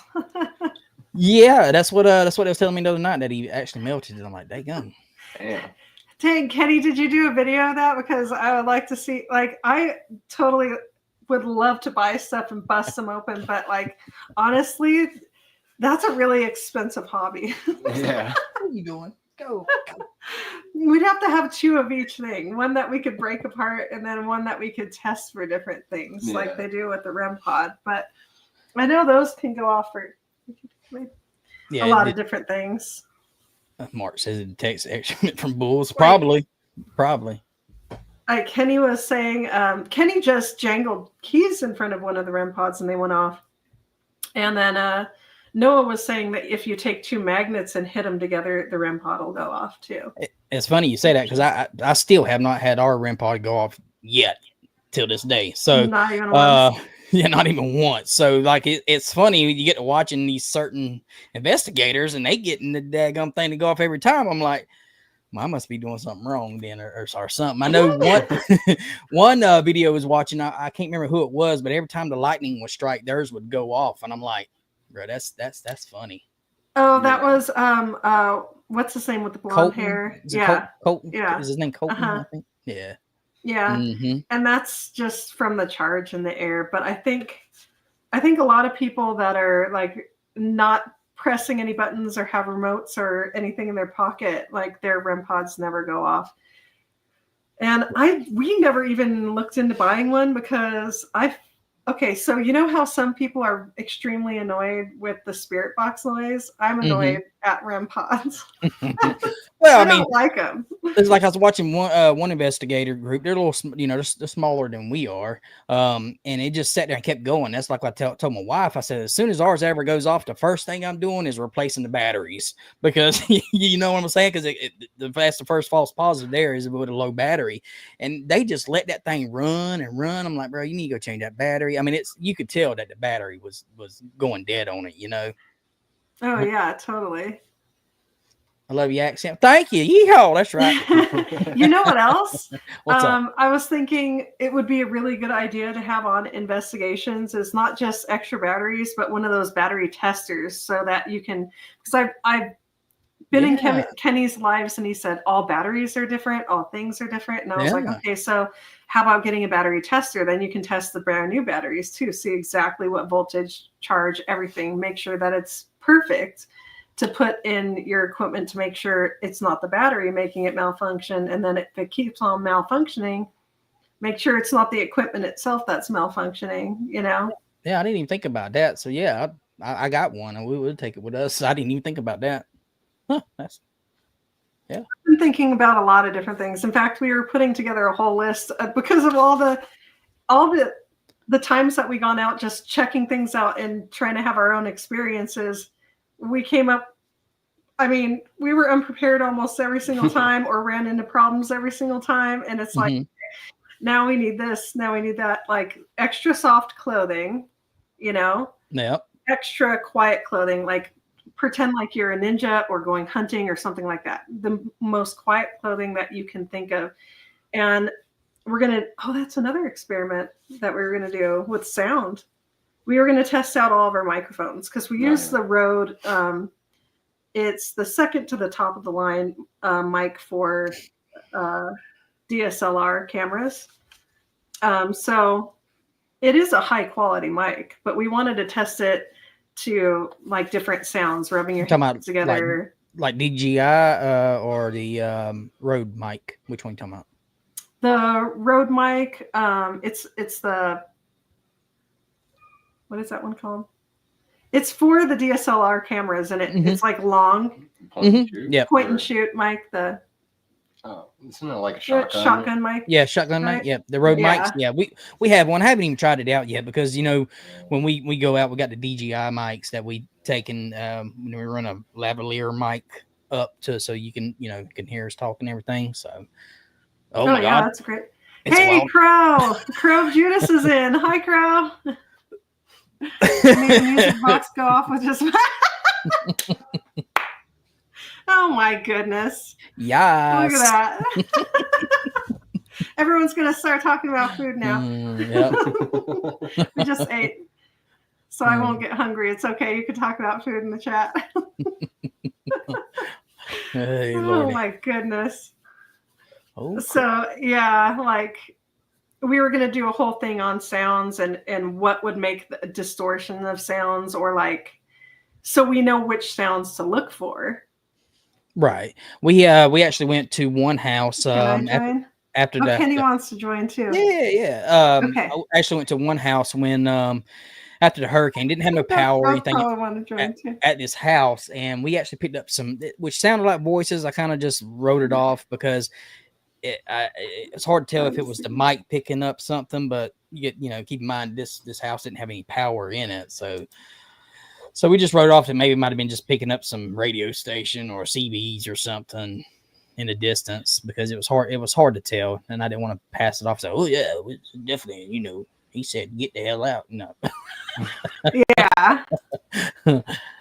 So yeah, because now we have had a few, and I'd like to, and that's what I was talking to Wisdom about the other night. We are downstairs in one of our videos, and we have a camera up top upstairs with a shotgun mic, and you can clearly hear me and my wife downstairs talking and asking questions. But then you hear up top on the mic up top that somebody just goes, "Yeah, can't explain it. I don't know what the hell it was, and it was just me and her in the house." I don't know. I kept the original footage in case anybody wanted to say, "Hey, send me the footage." More than glad to. Yeah. Totally. I'm sorry. I was sending Kenny the link. Oh, no, that's fine. That's fine. Crow, how you doing, Crow? You got your 2-ply, buddy? So I've got, let's see. You better have your 2-ply with you, especially if you ever go to a dentist's office. I'm going to have to do this. So I sent you the link, Kenny. Yeah, so we did want to test out different mics, and we did get one of those, what is it called? The omnidirectional microphone. Yeah, we got one omnidirectional, which we were going to hook up to our recorder that we blew up. Not really blew up, but we blew out the speaker on. How'd you blow the speaker out? I used a power adapter that like sent out, I guess, 2 amps or something, and the fucking recorder only needed like maybe 1, if that. Well, did I do that while y'all was out on an investigation? No, I was just yesterday when I was just trying to see if there was any audio still on the cassette tape, and yeah. We wanted to test out the omnidirectional mic, and then he plugged it in. It was like, what was that noise? And then we're like, you can like put the recorder back and forth and hear something jiggling around in there. And then it didn't work anymore, so we broke it open, and it was fried. Oh Lordy, I hear you. Yeah, what y'all got? Hot dogs. The hot dogs. And babies cried, Alyssa. Yeah, the other night when I did my lives, that was the first one we done the live stream. We actually kind of featured Crow on there. I laughed so damn hard. Y'all have to go watch it, but it was funny. Dude's funny. But anyway, what y'all got planned for this weekend? Y'all doing anything this weekend? Any investigations or anything? Oh, we're probably not going out for a while. I think the next investigation I don't know if that's the next one. We're going to the Stanley is one of the places that we're going. Yeah. And I think Noah is supposed to come with Noah and Annie is supposed to be there with us. And I invited Kenny. I don't know if Kenny's going to be able to come to the Stanley. Hell no. No. Go with a bunch of ghost hunters. It'd be our time. Hurry up. Get him. It's a beautiful hotel. And if you get the haunted rooms, they give you a free bottle of wine or champagne. Ooh. That's so you can see the spirits? Yeah. I mean, we wanted to do a test on that. We were just talking about that. So like, I was like, okay, well, you don't want to do an investigation inebriated. So you have to do like part of the investigation without any influence, right? And then halfway through, let's see if this will affect our perception, right? It's another experiment, but it's your perception. You do your control first, and then you get blitzed, and you experiment. You change that one variable. Oh my gosh. I probably would not get drunk, but like just having a few glasses, see if your perception changes a little bit. The first thing you hear, I saw a ghost. Here comes Kitty. That's the alcohol talking. Yeah. Debunk. Play it back. Play back the tapes. There's nothing there, Mariah. Yeah, right now. Play it back. Let's look. Yeah. The first time I scream, they're kicking us out.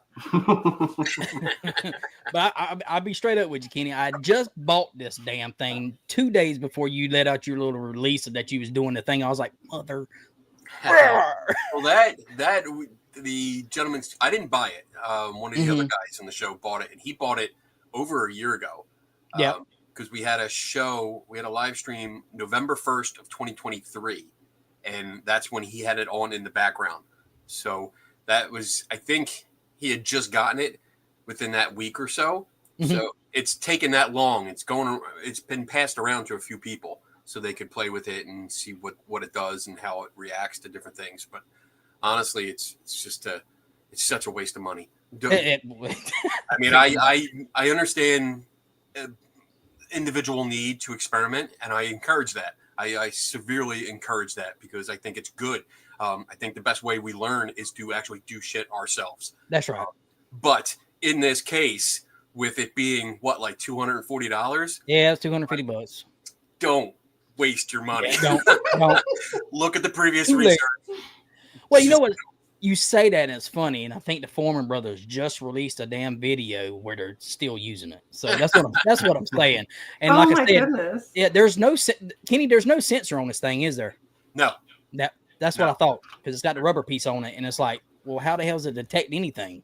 And that's part of it. That's part of the reason that I'm so absolutely pissed off about it, is because it's advertised as having 6 different inputs. So sensors to take in 6 inputs, and it simply doesn't. Yeah. I mean, we had not only did I take it apart, but we had electronics experts look at it, and they're like, no. There's no sensors on it at all. No, nothing. So the company is just a complete scam. It is. That's I'm leaning towards the very, very dishonest marketing. Alleged. Yes. Alleged scam. And I mean, the one thing, I think you guys touched on it earlier, like we had timed, like as soon as I got it, Dave, who had it before me, he had timed his responses. So which light went on at what time. And they were within, I think there was just a variation of like 5 seconds. And that's between him turning it on and turning on his timer. And he was going by his computer clock too. I used my timer, my phone, a clock watch, and hit, did the whole click. Okay, both at the same time. And my times matched his. I did 8 runs in a row for a half hour each, exact same times. I took it home. I took it to different places to see if it would be affected by any kind of environmental issues. Nothing. The original show that I just mentioned, where Tim had it on in the background, luckily he turned it on screen, so I was able to time it from that moment throughout the show, and found that a year before it still matched up. I could predict which light would come on at exactly what time. Oh wow! Wow! So that's telling me it's a timer. There's nothing else to it, and it's a shame, because so many people are spending a lot of money, and especially in these days, not everyone has a lot of spare cash. That's right. So it's a timer with a light there. That's a wow. Yeah. That's a cash grab. And it's got a little slide. So right here, shit, I keep going to the wrong camera. I got it.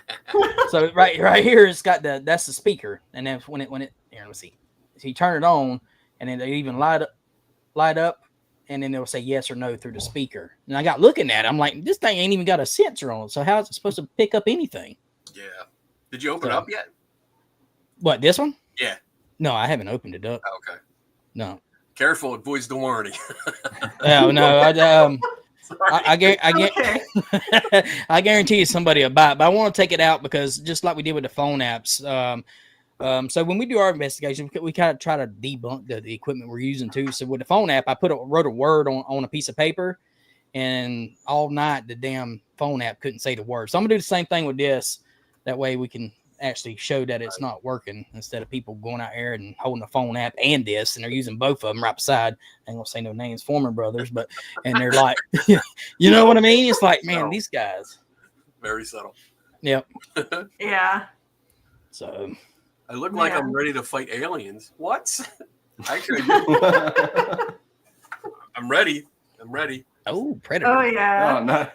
It's a project today. I didn't mount it yet, but I just picked this up at a thrift store, and I picked this up. It's just a mask, but I'm going to mount it. That's cool. Mark says, get a coin. Heads for yes, tails for no. Save $250. I mean, Honestly, that's it. There you go. Or what's them? Y'all remember the things back in the day that you make out of a piece of paper? And you do like, yeah. Oh yeah, where you could get the magic 8-ball. Yep. Yeah. Yeah. Oh yeah. There you go. I mean, there's I mean, can't the ghost spin that in the water? Yeah. It's got its own. Joking, of course, but I mean, if you could stabilize that and then it could go down and then pop back up on its own, that would be pretty cool. Oh yeah. A lot of this stuff would be really cool. I mean, if it worked, if it was tested. Yeah. And I think that's like one of my many big issues with all this equipment, is that there is no consumer protection. There's no product testing. Or let me rephrase that. There's no legitimate product testing.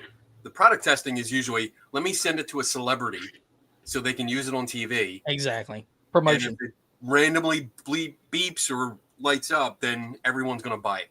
And that's it. They plaster the name of the celebrity on their website. And I mean, this one, you saw it, Two-Ply. I feel like you're a rapper. I'm like, what's up, Two-Ply? So Krogate, he picked him. He said, dude, I honor you for naming it after toilet paper. So the whole story behind the name was Two-Ply Paranormal scared the shit out of you, toilet paper. Oh, Nice. I like it. nice. Yeah, that was the whole point. But yeah, there's no actual testing. And when you question them, like where's the data? Where's the published data that we can look at? Where are the trial runs that we can look at and see what happens? Then you don't get it. And the gentleman that made that box, we reached out to him because he had really dubious marketing ads on Facebook. And we asked him to come on the show and say, hey, talk about it. Tell us why you're promoting this. And he ignored us. He deleted our comments and then he blocked me. And it wasn't like I wasn't being mean. I was just like, come on, just and asking defend questions. your case. And I'd tell you that right here answer in itself. You know what I mean? Yeah, it is. Yeah. If you're just asking questions and you're getting hate or just blocked in return, you pretty much have your answer right there. Like, and there's a difference between, because there's two sides of the phrase, I'm just asking questions. Some people do it and they're doing it just to poke you. They want to start a fight and they're asking questions just to be an asshole. And then there's other areas like where we're asking questions because we want to know. Like, you made a statement. Where did you get this information? Tell me. With that box, did you see the promotional video the guy did? He does this video where he has it on the table. And then he literally moves this white cardboard box that says mystery box written in a Sharpie. And he moves it next to it and goes, look. And he pushes a button and the red light goes on. He pushes another button, the green light goes on. He goes, see, we can make it go off. And then he goes to tell you it doesn't allow human manipulation. This box is protected against human manipulation. I'm like, asshole, you just manipulated. You just did it. And did it. What the hell's what's in the mystery box? Like, that's, if you're doing any kind of science, you don't do that. That's just not what you do. You tell everyone, hey, this is what I have. This is how I made it go off. You don't hide everything. You just don't. That just annoys the shit out of me. Right. Because it's dishonest. It's really dishonest. And he's charging, he was charging, it was like $175. And now it's $240. Yeah. Because he added a speaker. Ooh. And the sad thing is he has sold out of them. I've seen twice before. I went to go buy one. He was sold out of them. So, it's a shame. yeah. So talking about that. So have you did the tracer light from Ghost Stop? I think that's Ghost Shop or Ghost Stop. The tracer light that they have. Have you did that one yet? Oh, the EMF light. I've seen it. I've seen it in person, and it's just a whole bunch of individual, very, very cheap EMF detectors. I mean, your base cheap from China, kind of like 3 cents per kind of EMF sensors. I wouldn't put any. I mean, they go off. Okay. So what? Like, that's what we have to think about. Like, so what? What's making it go off? Right. And that's part of the experiments. That's part of controlled experiments. What's making it go off? If it just goes off randomly and you're like, look, it goes off. Like, there must be a ghost. Well, a lot of things make an electromagnetic frequency. So the thing is, with those really cheap things, like especially the one that says ghost meter or the K2, you can't calibrate them, and you can't, you don't know if they've been calibrated properly, right? It's not a real electrician's tool. You have to go out and get the real tools, the real Geiger counter, the real EMF detector, know how to calibrate it, and then know what you're doing and what you're looking for. So these ones, even that one, the Mel meter, these are all single axis meters. They're not tri-axis. So one, that's against you because you have to rotate on all three axes in order to get an average reading. Yeah, that's what Beardo was saying. Yeah. Yeah. And then the problem is, as you mentioned, you don't know the calibration. They are calibrated from the company, usually from the actual manufacturers. I don't trust the ones that do it in their garage. Not that garage tinkerers aren't good at what they do. I'm not saying that, but the ones that make ghost hunting equipment out of their garage, no, I don't trust them. But usually these EMF meters are calibrated to 50, 60 hertz because that's house current, either in the United States or in the UK. That's what your household current is on 60 hertz here, Right. 50 hertz in the UK. So you have to take that into account that there is a plus or minus after that. When you look at the tech specs, it's calibrated to 50, 60 hertz plus minus usually 5%. And you have to take that into account because if you have something that's running at maybe 20 hertz, it's not going to be an accurate measurement, even if you're right up against it, because it's not calibrated to 20 hertz. There's a percentage difference. If you have two intersecting fields, if you're walking down a hallway and you have wiring in the one side and wiring in the other, you're getting two fields that are crossing each other, and you're getting the average of the two fields depending on where you are, like how close you are to one to the other. So there is a lot involved with these things that I think and I'm not trying to be mean or derogatory when I say it, but your average ghost hunter does not understand how to use these devices. That's right. And what it takes. Well, the reason I was asking about that ghost light was because down here in Louisiana we had hurricanes go through, and we actually investigated a couple of houses, but they didn't have no power whatsoever at this house. So we had it go off, and that was the reason I was asking. And we just sitting there, and then some bitch goes off. I'm like, when you sit in a dark room and you can't see nothing, that some bitch goes off, it scares the shit out of you. I ain't gonna lie. Yeah, so that's why I just like it went off. I'm not saying it was, and I'm not saying it wasn't, but I just like with this, maybe that damn thing has a timer on it too. I don't know. I'm highly suspicious of any kind of equipment having some kind of timer or randomizer inside of it. Yeah. I mean, if you're going to buy, let me word this correctly. If you're going to buy equipment with the intention of trying to do some kind of scientific experiment, if you're trying to follow the methods of science, then you need to know the data sheet. You need to know the tech specs of that device. You need to know how it works, what can influence it, and what the components are. If you get a device that's advertised with a mystery box, that's flag number one. Yep. If you open it up and you find that everything is blacked out so you can't read what the components are, it's red flag number two.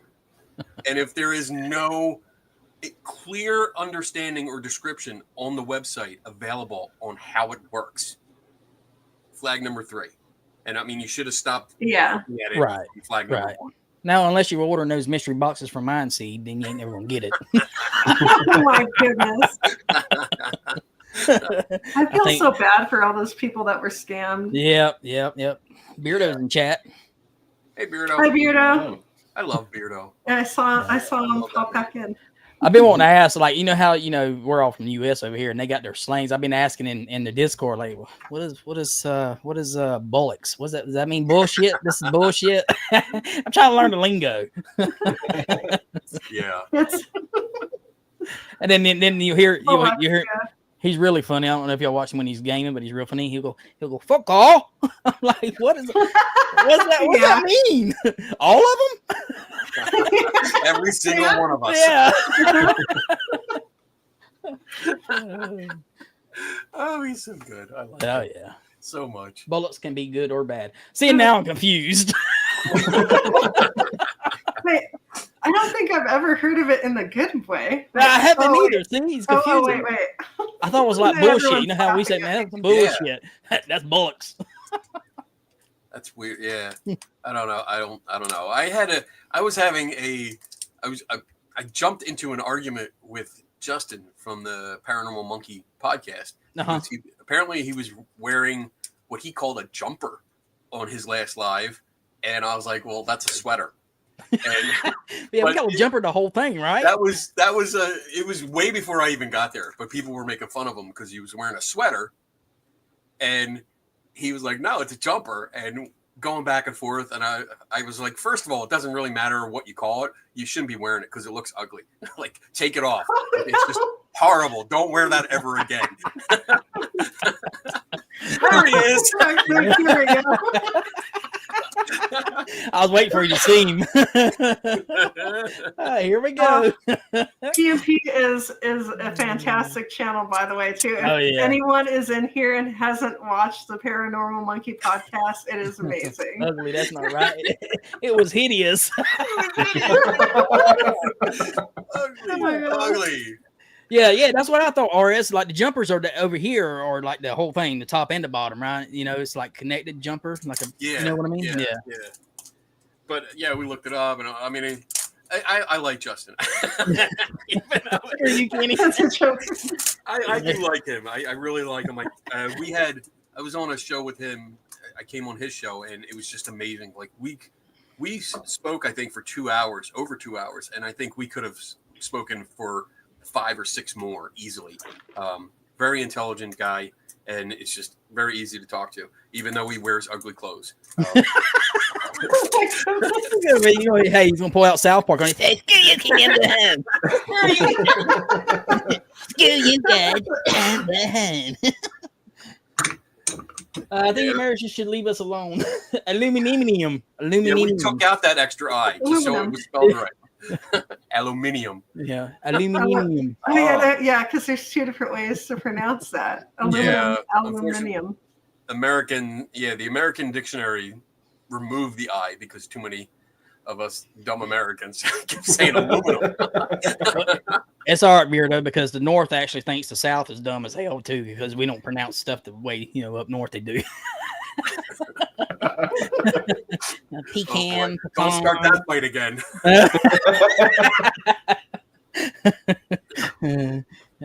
Yonk over yonder, y'all. Mm-hmm. Yo. Roof and hoof. Wait, well, how do they say it? Hold on. Roof and hoof. Roof. Is that not right? Roof? Roof? Like a dog roof? I think some people pronounce it like roof. Yeah. I like me. No, this is a classic one. The garage. You don't love that word. The garage. Yeah, David Garage. I'm like, what the hell is he talking about? Like a carriage? Like a carriage? The garage, bro. I always get it. Like if I'm in there and he says it, I'm like, a what?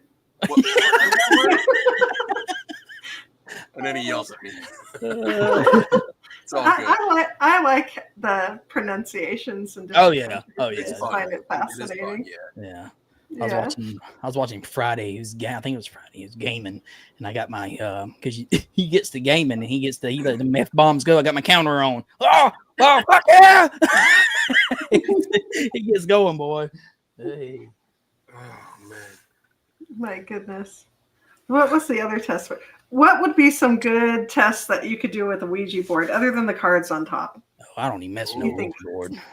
So I did a test years ago. I invited several people over, and some of them were still believers. Some of them were definitely not. Some of them had a science background, like actual real scientists, academic scientists. And we sat around and we played with it. And we interchanged people. So there was 4. There were either a team of 4 going, or there were teams of 2 just playing with it.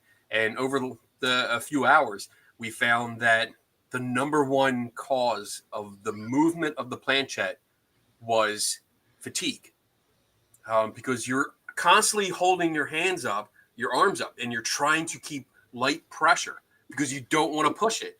And you see people's arms, you see the elbows and shoulders start going down. Yep. And then at one point it gets too much and it starts to push. And when people feel that push, they go with it. They just let it go. And we found that in every case, when it started moving, it just went a little bit, like a few inches, and stopped. Or it just went, everyone just took it off the board because they were like, all right, where are we going? All right, boom, it went off the board and it stopped. But at no time did it actually spell out anything. Several years before that, I created a board. I did a whole unique design, and I took it to a church that had a big reputation for being haunted in New Jersey. Took along a bunch of people. We were in the middle of the church, had them people doing it, but I blindfolded them, and we got nothing but nonsense. And it was interesting because we had 4 people going at a time, and out of every session that we did, and we did about 20 sessions, I had people start taking their hands off one by one, but it wasn't like an announcement. I would just go up to them. Again, they're blindfolded, and I would go up to just their ear and go, take your hands off. And they would take their hands off until it was only one person. And we found out who was moving it. Because they were actively moving it, and you can see like the planchette moves, and it was bad. And then, I mean, they admitted, yeah, they were moving it because they wanted it to. But I have never come across any kind of experience like that where it was spelling out something that might have been a spirit doing it. It's always been a person doing it. And again, like I focus on the hands, I focus on the fingers. I usually take a video camera and I keep it trained on the planchette where the fingers are, because you can see sometimes, like for example, if like this is the planchette and you have your fingers on it, you can see how the fingers start to roll side to side, and you can tell because usually you have like 4 other hands on it, you know, including the person doing it, and they're trying to fight against their pressure. So you start to see the finger roll a bit, and that tells you who is pushing it.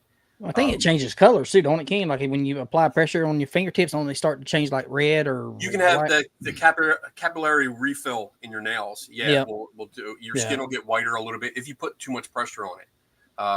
Now I have 2 testing planchettes that I use. One is it's basically like it's for table tipping. I took the design for table tipping testing and applied it to a planchette where I took 2 halves, upper and lower, and I separated them by ball bearings so that if you try to move it, the top half will move, but the bottom won't. Gotcha. And that tells me someone's moving it. Yep. The second one that I got was built by a friend of mine, Mitch Silverstein, and it's basically a very sensitive scale. It's just a little digital scale with a plexiglass planchette cut out and glued on top, so that when you put your fingertips in it, you can constantly see the changing weight. And then if you try to push it, I mean, it's really good. That number shoots up when you push it. So that's pretty smart. I didn't think about that. It was. I wish I thought of it. I like both of those ideas, and I would love 2 planchettes like that. Yeah, honestly, I would love to do the blindfold thing. The one I made, you can get the parts at like Michael's craft store. You know, if you've been in there, they have the heart-shaped wood cutouts. Yep. So they have like one that's a thick base that's probably about 1 inch thick, and it's beveled, and then they have another one that's like a 1/4 inch thick.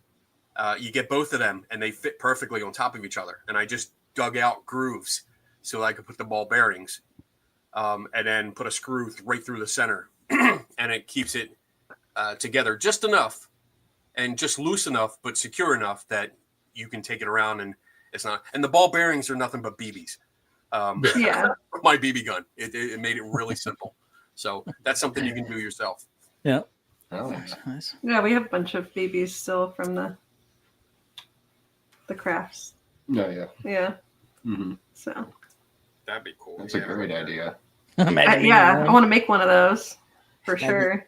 Being the one that's even better than the cards. I got a million of them. I got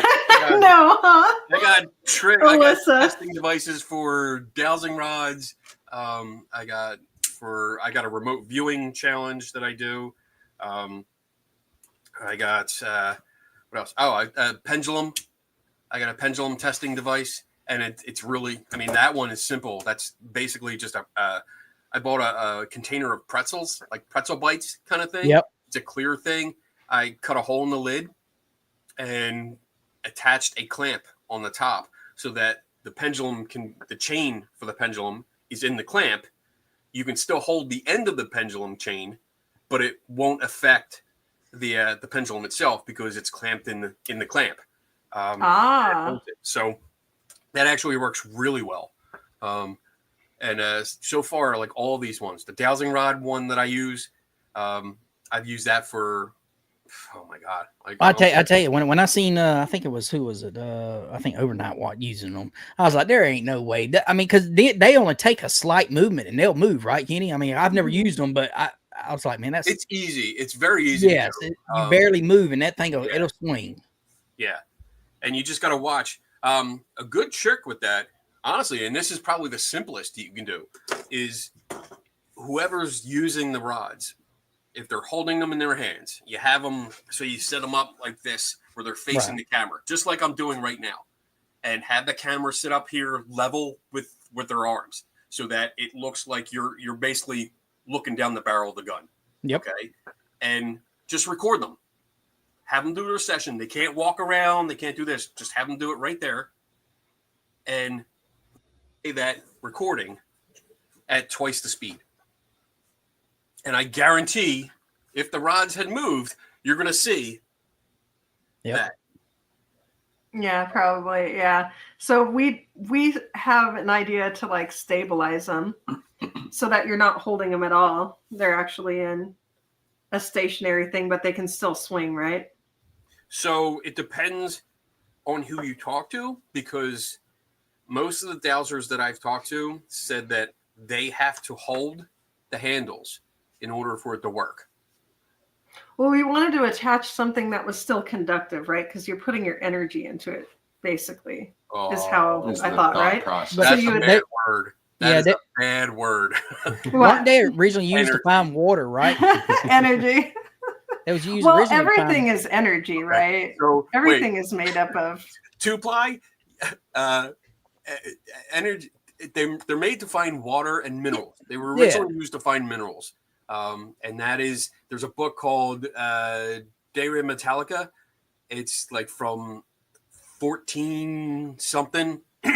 If you look at it, it's one of the first mentions of using these. And it's often used as proof when you go to dowsing rod sites or enthusiasts that use it. They often quote this book saying, look, it was in here and they were using it to find minerals. The problem is when you actually get the book and read the rest of the entry, you find that the author didn't agree with it and thought it was silly. That's the part they don't show you. That's funny how that works. Yeah. But Occult Life, when you use the word energy, the reason I say it's a bad word is because there's different types of energy. And unfortunately in the paranormal, energy is a buzzword. It's a filler. And when it's used, when people say, well, doesn't it use the energy of the ghost? My first question is always, what type of energy are we talking about? Is it radiation, kinetic, mechanical? What are we talking about? We have to define that. If we just say energy, and I'm not trying to be mean, but it's nonsense. It's a nonsensical word used in that sense because it doesn't have any backing. Like, what are we talking about? We have to understand what's happening. Ghost energy. Shut up, Beardo. I'm talking about, well, everyone has like their own personal magnetic field though too, right? Like we have, I mean, so that would be magnetic magnetic field that we generate and it's very slight. I mean, it's not anything significant that would have any effect on anything around us. But it's still generated by us, but that's a specific time, a specific type. I'm sorry. So just from that, we'd have to think, all right, well, what are we talking about when it comes to dowsing rods or pendulums for that matter? Because they both use the same concept that you have to hold the chain and it's conductive because it comes through you and it goes into the pendulum and or the rods, which again, like with rods, it doesn't make sense because the rods have to freely move in your hand. And what would be causing them to actually go left or right? Well, that's what I was just going to ask you. How are so I've never used them, but how is a ghost supposedly move them? That's what I never understood is how the hell is a ghost moving them? Are they thinking about it real hard, or are they touching it? Or I don't know. How are they? You know how they say, oh, they're moving. How are they moving them? Right. Yeah, I'm not sure about any of that. That's kind of why we want to test things You know out. what I'm saying? So I mean, if a ghost is really moving them, well, how the hell are they doing it? They just run by, But if- fart in the wind. I mean, what?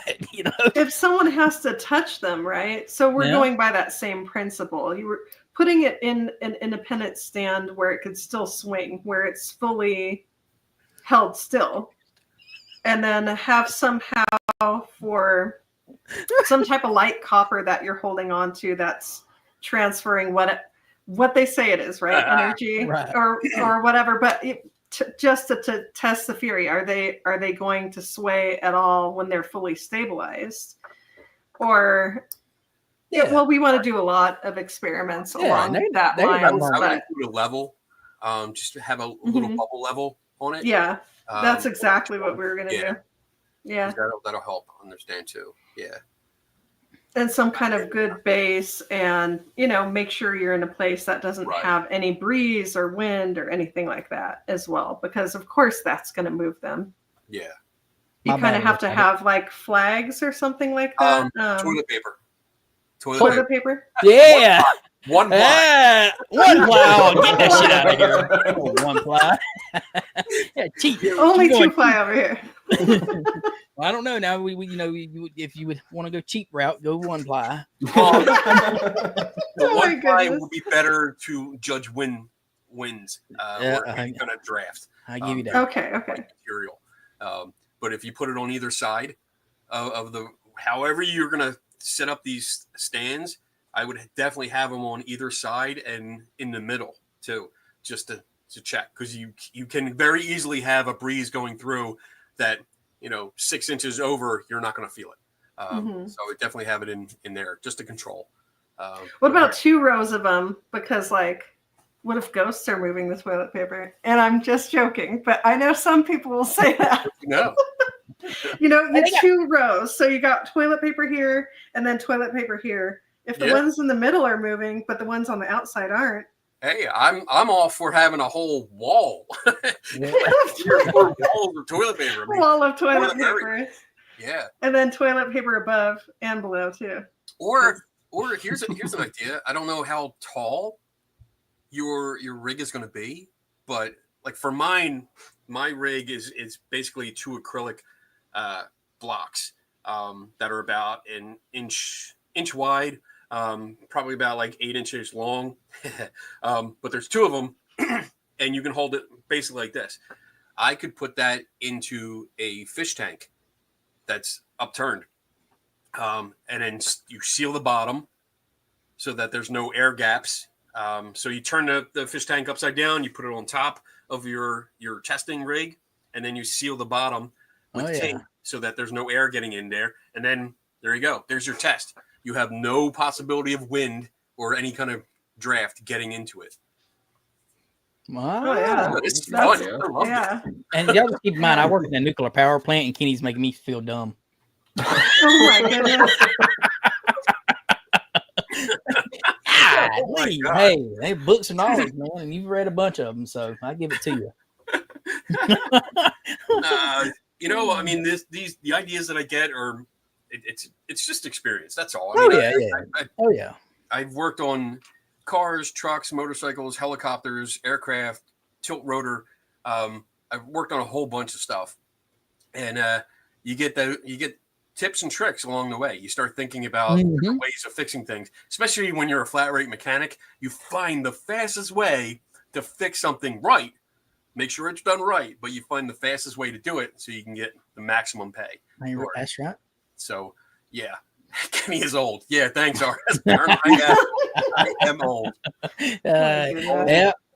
Chubby. It's all them books, all that knowledge. That's right. Mm-hmm. Oh man, this is fun. I like this. Oh yeah. Yeah. I've been trying to get into. I had to get everything set up, so I was trying to get where I could start. I know how you have people on yours too, Kenny. So that way I can jump in because we had a good time the other night. So This is fun. yeah. Like I don't usually invite myself onto a live, but like I when I saw him come on, I wanted to talk, just discuss this kind of stuff. I thought, Oh yeah, yeah. But this is I love doing this kind of thing when we can engage like this because we Mhm. don't get to do it all the time. Mm-mm. Oh yeah. And just doing it in the chat, it's like, especially when I'm doing my show and I'm talking and someone types, like sometimes I don't get their comment or response for like a few minutes, or I don't see it at all. And then maybe I see it 20 minutes after I'm done talking, and I'm like, oh, I wish I could have kept up with that conversation. Right. Because that would have been good. So I like doing this kind of thing. Well, you don't see a bunch of investigators chatting it up with debunkers either. You know what I'm saying? So I mean, damn it, I am not a debunker. Honestly, I think it's something that the community needs, though, is that a lot of different perspectives all working together so that we can say, okay, let's look at it from this perspective now. Okay, now let's look at it from this perspective to kind of get a clearer picture. Because if you're looking at it from just one angle, it's kind of like that picture that I'm pretty sure all of us have seen where, it's a circle being a circle shape being having a shadow, and then the other side is a square shape being a shadow, but the object is a cylinder. Yeah. So both sides are true, but the truth is in the middle.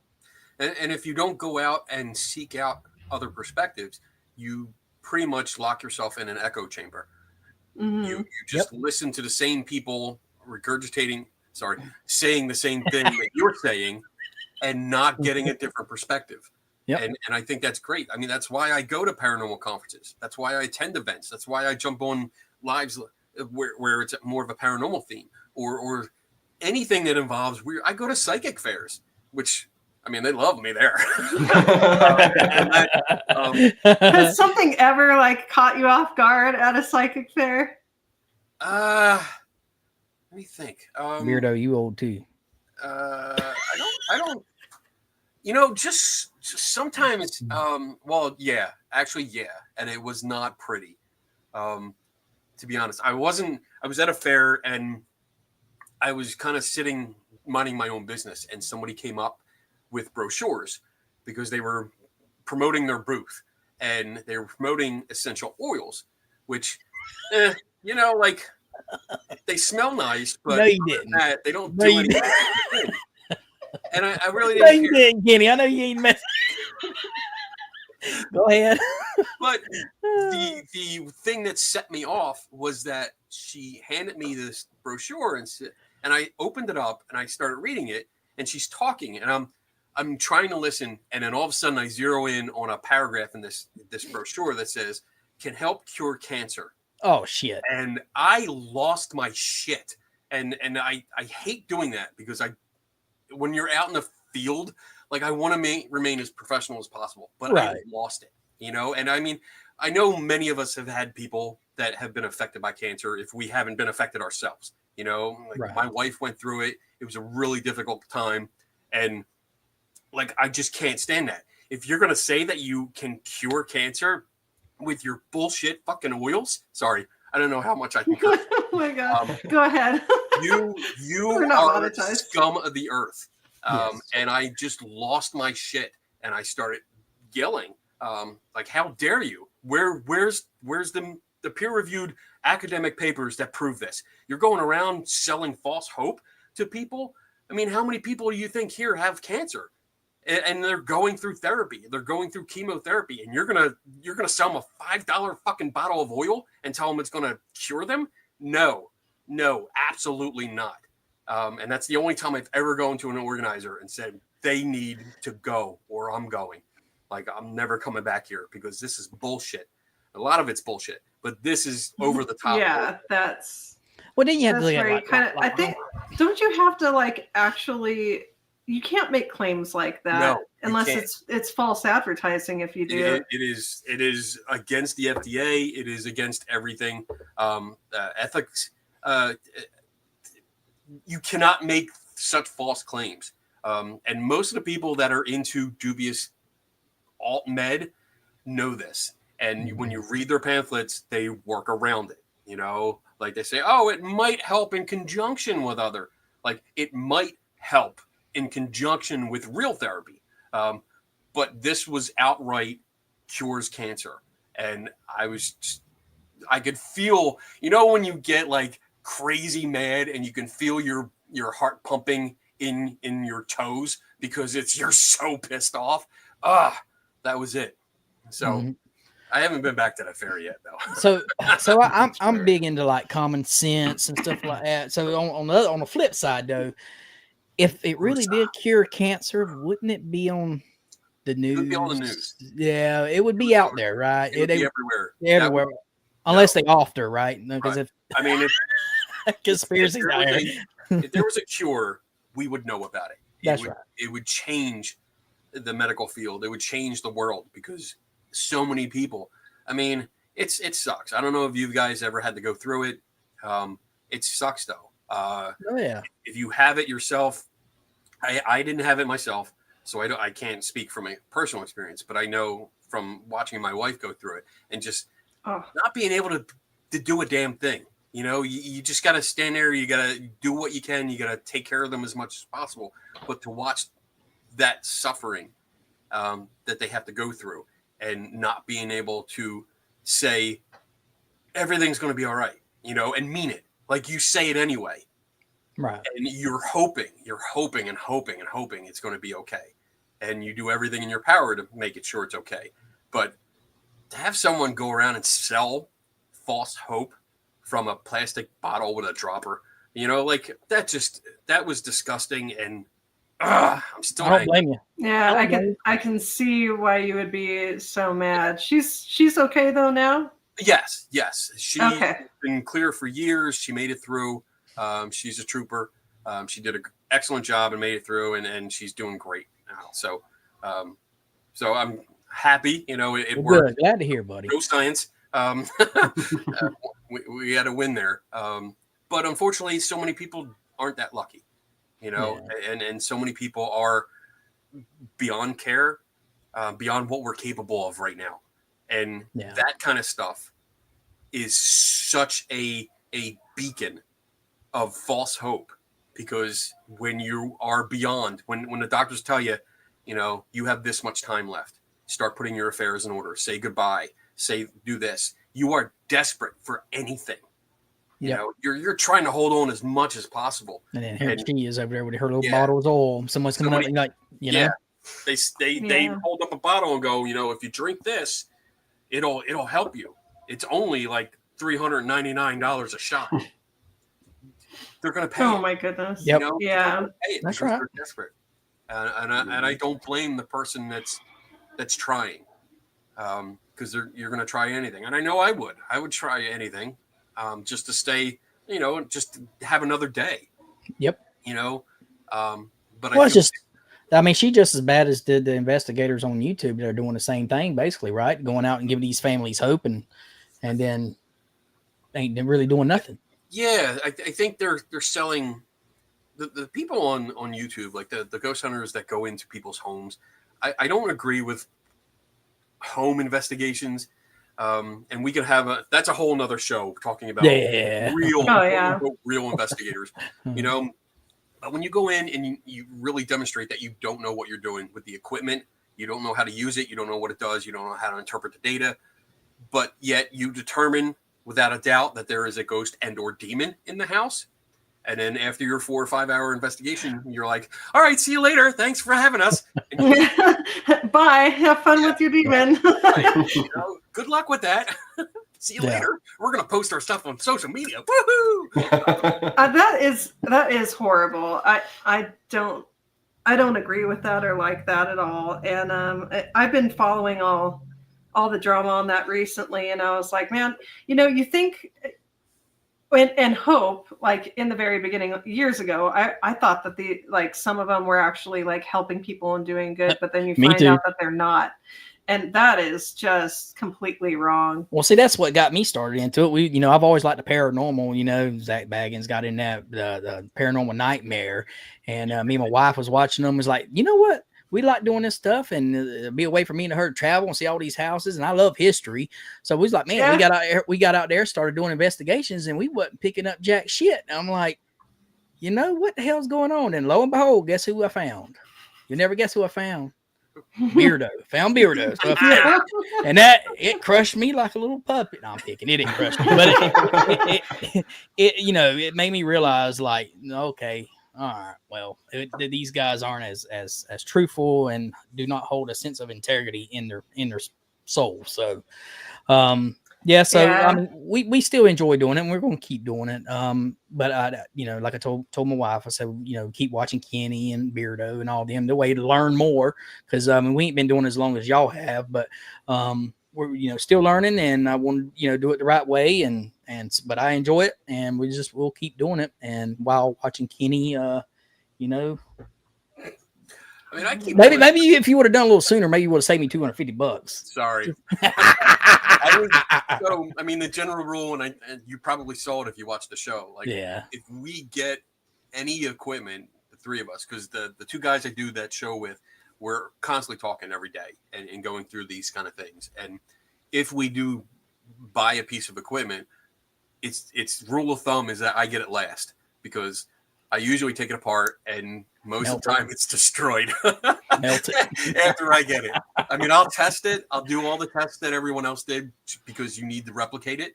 You need them. If like the two guys before me did certain tests, I want to do the same test, right? To make sure I get the same result. Yep. And once I do, it's like, all right, well, now let's see what's in there. And I'll take it apart, and it's like, oh, you got black goo all over the stuff. Oh, no. That's coming off. We're going to see what's in there. Uh-huh. Oh, yeah. And then that leads to, discoveries. But I think that's what we all need to do. Like, not necessarily, and I'm sorry if I talk a lot. You're fine. You're fine. You might not necessarily need to take things apart like I do. Because my job allows me to get some of these things, so I can spend the money and take them apart, and I'm not too worried about putting them back together. Although most of the time I can, because I do have the technical background to do it. Right. But you should at least demand to know how they work. Like, don't settle for, it just talks to ghosts. You shouldn't do that. If they tell you, it does 6 inputs, and they only tell you 3, demand the other 3, and demand what are the thresholds. Like, say for instance, it says it reads temperature, and it tells you when there's a cold spot, a drop in temperature. When? You need to ask when. Does that mean like 1 degree temperature change or 5 degree temperature change? Because that's a big deal. Right.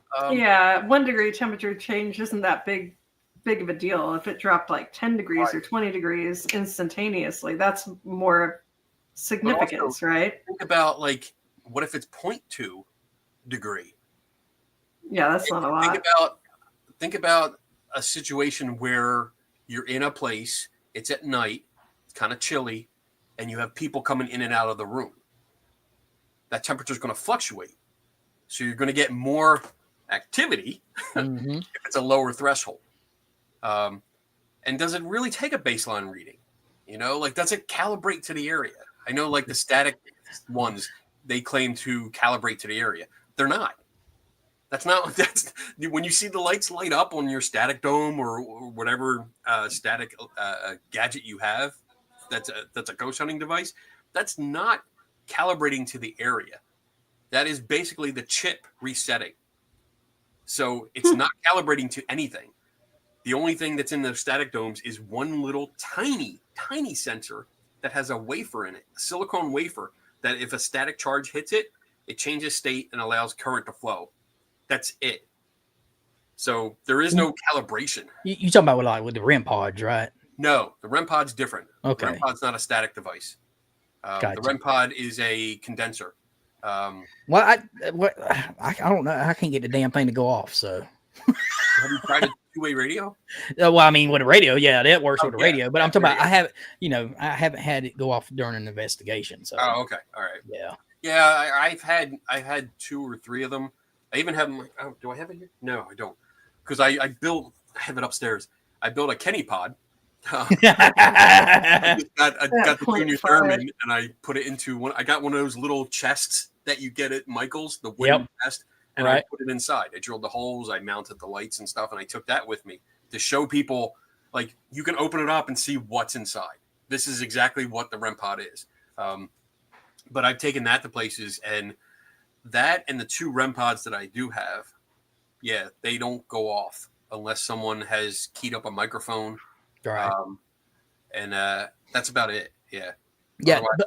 But can they not like do something to it and put a trigger to it to make it go off? Almost like, did you notice that if you could actually, set it up to make it go off yourself with a button or whatever, instead of using a radio, but you do something on the inside internally to set it up? You could probably set up a remote. Because you can get little they're almost like key fob replacements, right? That go with a solenoid. It transmits to a small solenoid, like a push button solenoid, and you can put the solenoid inside the REM pod and use the key fob in your pocket or in your shoe, because that's what I got it for to do a trick. Yeah, I was just wondering because it would activate, because it's looking for some kind of RF signal, or it's actually looking for a ground. A REM pod is looking for a ground because it's basically a capacitor. You have the REM pod is the one side, and it had the battery power, supplies the power, but you become the other side of the capacitor. Right. And you sandwich in that the power buildup, and that transmits or translates into a signal, and gives you the tone. So gotcha. The 2-way radio will complete that. The RF signal will complete that and complete that circuit for it. Mm-hmm. So if you have a solenoid inside of it, if you can take it apart and put that solenoid inside, or even just tape it to the bottom of it and have it go off, that would create a magnetic field. That might do it. That's interesting. Now I got to write that down. I got to try that. Glad I can help. Hey, so this is a question I didn't know who to ask, but maybe you're probably the right one to ask. There was a video I was watching where they was using a Jacob's ladder during their investigation. Yeah. I didn't know if that would play a part into making some, I'm sure that's giving off all kinds. Right. I mean, that's it'd be interesting. I haven't tried it myself because I don't have one. Although that is something I've wanted, just because I want, I just want to be like, that'd be fun. But I haven't tried it yet. Okay. I just don't. The REM pod is not a scientific tool. No, trust me, I can. Basically, it's a novelty. It's a novelty device. You buy it online and put it together. It's a children's electronic kit, and it's not made to read, make accurate readings. It is made to complete a circuit and make a tone. Yep. That's it. It's just, unfortunately, it falls into the category of it blinks and makes noise. So therefore, ghost hunting tool. It's pretty. Come touch it. It lights up. It makes some kind of pretty noises. A lot of those ghost hunting equipment or tools are like that, right? So even if you look up paranormal investigator, one of the lights went out. Oh boy. Or ghost. Yeah. Probably the battery. Oh my gosh. Yeah, but I kind of we looked at a lot of this stuff, and even on a site that says like for paranormal investigating, a lot of this stuff just looks like toys. And I start thinking like, well, a long time ago we were talking about the REM pod, and we were talking about, well, that's like a junior theremin. Why don't you get a real theremin, go into a place with a ghost, alleged ghost that's supposed to be musically inclined, and have them play a tune? That would be more evidence than just like a beep. Yeah. And I mean, it really doesn't have to be a good tune. Just play it. Shaving a haircut. Twinkle, twinkle, little star. We're going back to that lingo from the UK over there. He's saying that you ain't wearing no trousers. Oh my goodness. Trousers? What, Beardo? What's a trouser? Trousers. Oh my goodness. I got pants on. Yeah. Ish. Ain't got no trousers. I mean, today I got pants on. I saw earlier Beardo was talking about he's going to be working with a magician too. That sounds interesting. Oh, that is interesting. Yeah. I think who was it that I was watching? Mind Freak, Chris Angel Mind Freak. He goes out and tests people too. Yes. Kind of like Houdini. Houdini and Randy. Yeah, he says it's all tricks. Yeah. Yeah. Unfortunately, yeah, there's a lot of tricks. And to the general public's credit, a lot of these tricks are well thought out. So they're very hard to spot. And that's why, like, I usually try to look at videos beforehand and see what they're doing, observe it in person, take video myself, because there's so many tricks. It's something that I usually say along with like TikTok videos and other YouTube videos when something amazing happens. Understand that the people making this content have all the time in the world. Like they have hours, days, weeks, months to come up with a trick that works. And what you see is the end result. You see the 30 seconds of their months of preparation or hours of preparation. And it looks great. And also remember, that's probably not the first take either. They probably filmed that several times in order to get it just right so it looks cool. Yep. And they put it in their video. You know, like that's what I do when I recreate videos on when I do TikTok recreations. You know, sometimes it takes me all of 5 minutes, you know, 1 or 2 takes, and I can replicate a really amazing feat. Other times it takes me 2 or 3 days, you know, of practicing, trying to figure it out. Like, this doesn't work. How else can I do this? Or maybe like you can see the line here. You can see this. How do I hide that without looking like I'm trying to hide it? You know, like there's so much thought that goes into it sometimes. And you got to think, like, once you find out that somebody is faking content, they are not only faking things deliberately, they're taking the time and planning on deceiving you. Like, they're really putting thought of it. It's not a spur of the moment thing. Like, they're really actively saying, hey, you know what? We're going to fuck with people. and we're going to make money off of it. You know? So, something to think about. That's all. Oh, absolutely. That's where, like, I could see people being really upset, especially when, you know, when I was younger, I've always been into ghosts and everything like that. Of course, like being born on Halloween, that that was probably a trigger to a lot of that. Yeah. My wife's also a Halloween girl. Your wife? My wife's, 31st. Yeah. Oh, cool. We share a birthday. Right on. Witches! You have no idea. I kind of have an idea. I see above your head. A little bit of my belief side showing through. But I like to like keep a clear perspective on everything and I try to not let my beliefs cloud everything, because like in the end, when I was younger, I would see certain shows and be like, wow, that's amazing.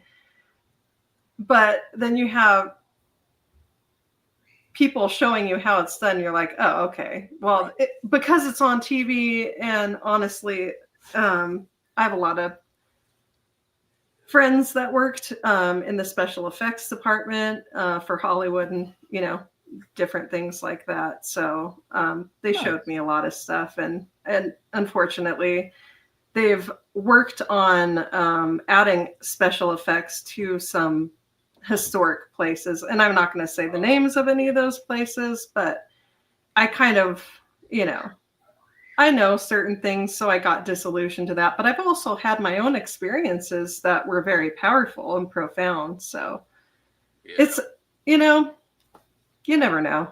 Personal experiences are powerful. And I try not to discount personal experience. I mean, I do, but how do I say this? I understand everyone has personal experiences. I do. And to us, they feel real. And in many cases, they are. Sometimes they're not. And it's hard to try to figure out if they are or not, because we are our worst enemy when it comes to is what I believe true or not. Like that's the worst thing we can try and figure out. because we really need to train ourselves to objectively look at our beliefs. And most of us don't do that. We subjectively look at them because it's what we believe, it's what we've known to be true for so long, and we carry on. But personal experiences can be very powerful because you're there in the moment.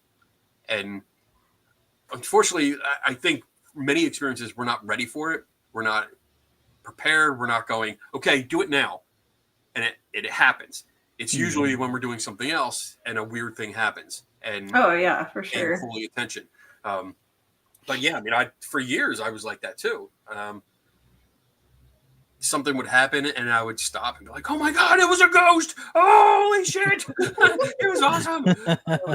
And now it's more like, oh, that was weird. All right, let's try to figure it out. All right, everyone, I'll be on a break. I'm trying to figure this out. And that's what I do. I spend the next hour or two trying to figure out what I experienced. Sometimes I figure it out. Sometimes I don't. And luck of the draw sometimes. Have you ever been totally all the way stumped on something? There's plenty of times. Yeah. I mean, the lack of information is your worst enemy. If something happens that if you're there, so let me break it down like that. If you're on scene and then something happens and you're present during it, you have a better idea. If you stop at that moment, you have a better idea of what might be happening because now you can investigate it right there. You can stop everything else, not look for anything else. You focus on that. If it's days or weeks later, when you're trying to figure it out, much harder.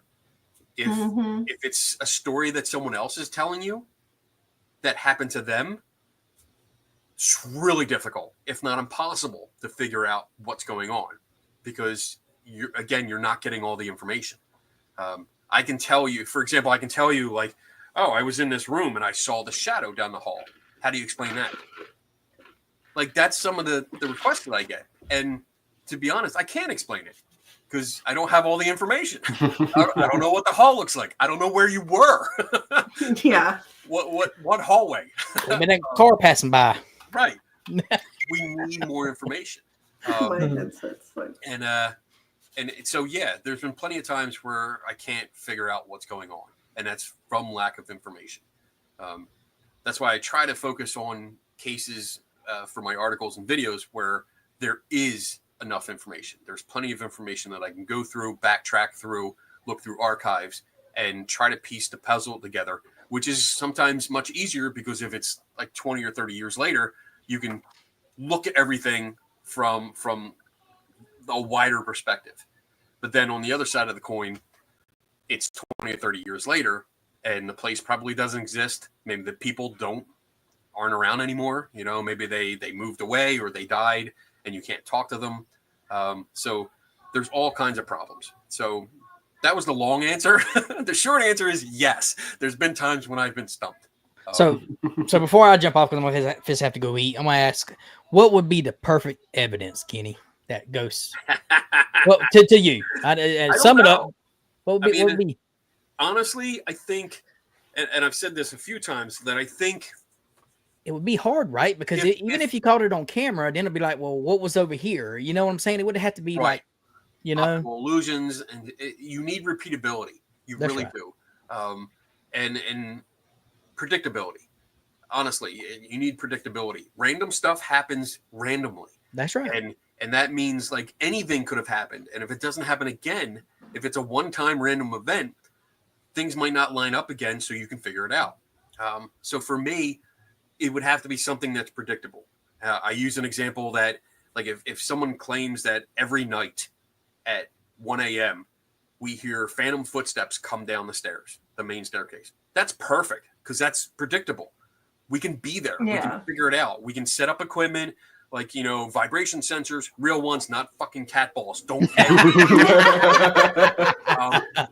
real vibration sensors, video cameras, audio recorders, thermal imaging. We can have people at the bottom of the stairs, at the top of the stairs, on the stairs, waiting for this to happen.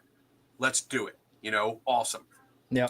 But if that doesn't happen, if we don't have that kind of scenario, it's unpredictable of what's going to happen, and we can't repeat it because, again, with that scenario, they said every night at 1 a.m.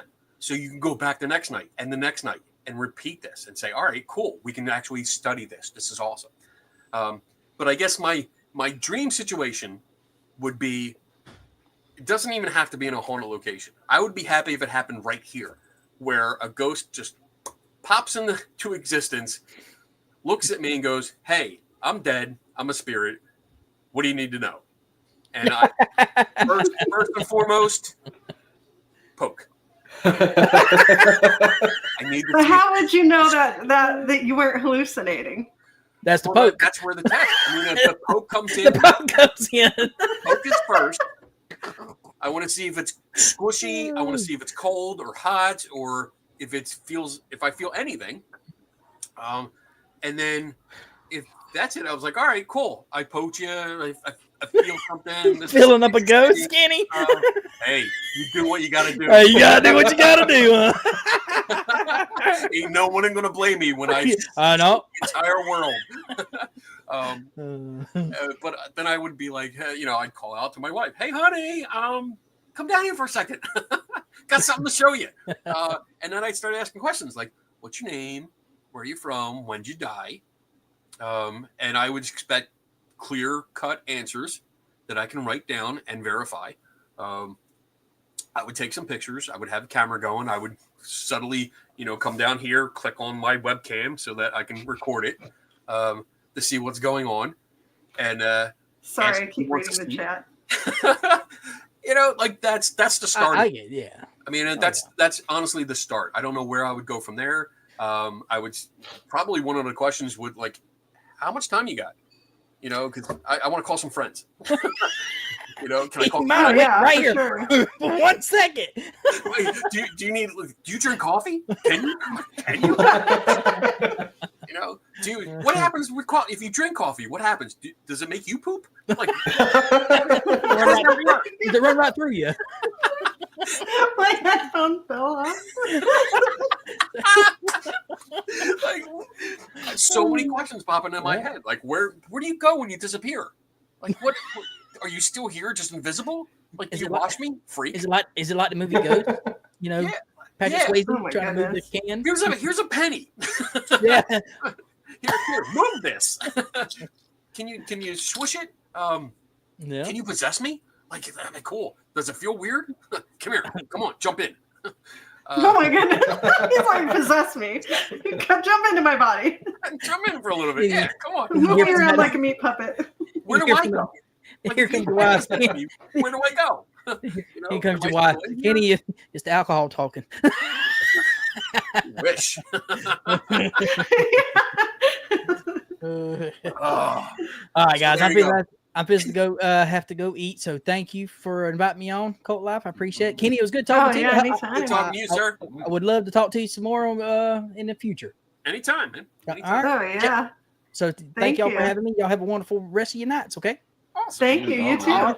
All righty. Yeah, I honestly had no clue this is how today was going to go at all whatsoever. Is it good? I mean, are you happy? Oh, yeah. I enjoy myself. Totally. We've just been working on a lot of stuff, thinking about a lot of stuff, talking about a lot of stuff, researching a lot of stuff, like trying to work out how to keep the spiritual aspect and the scientific aspect in everything, because, you're going to find, as much as you try, they're going to be at odds. It's not, I mean, spiritual, and this is just me talking. It's an opinion. It's not being derogatory at all. But spiritual is based on belief, which is basically the absence of evidence. You're spiritual. You believe. You do things because they feel good. And sometimes we attribute just feeling good, like meditation, to more spiritual, where science is hard facts, like testability, repeatability, facts, data. Sometimes they can merge pretty good, but up to a point, they will start being at odds and, button heads. But it's not a reason to give up hope on either side. Like you can still I don't know what your idea or general description of being spiritual is. I like to meditate. I like to sit and just listen. Like just sit and listen to the noises around me and feel like the air on my skin and the smells. As long as it's okay environment, I don't mind. But just do that, just to disconnect, to go offline for a little bit and kind of refresh myself.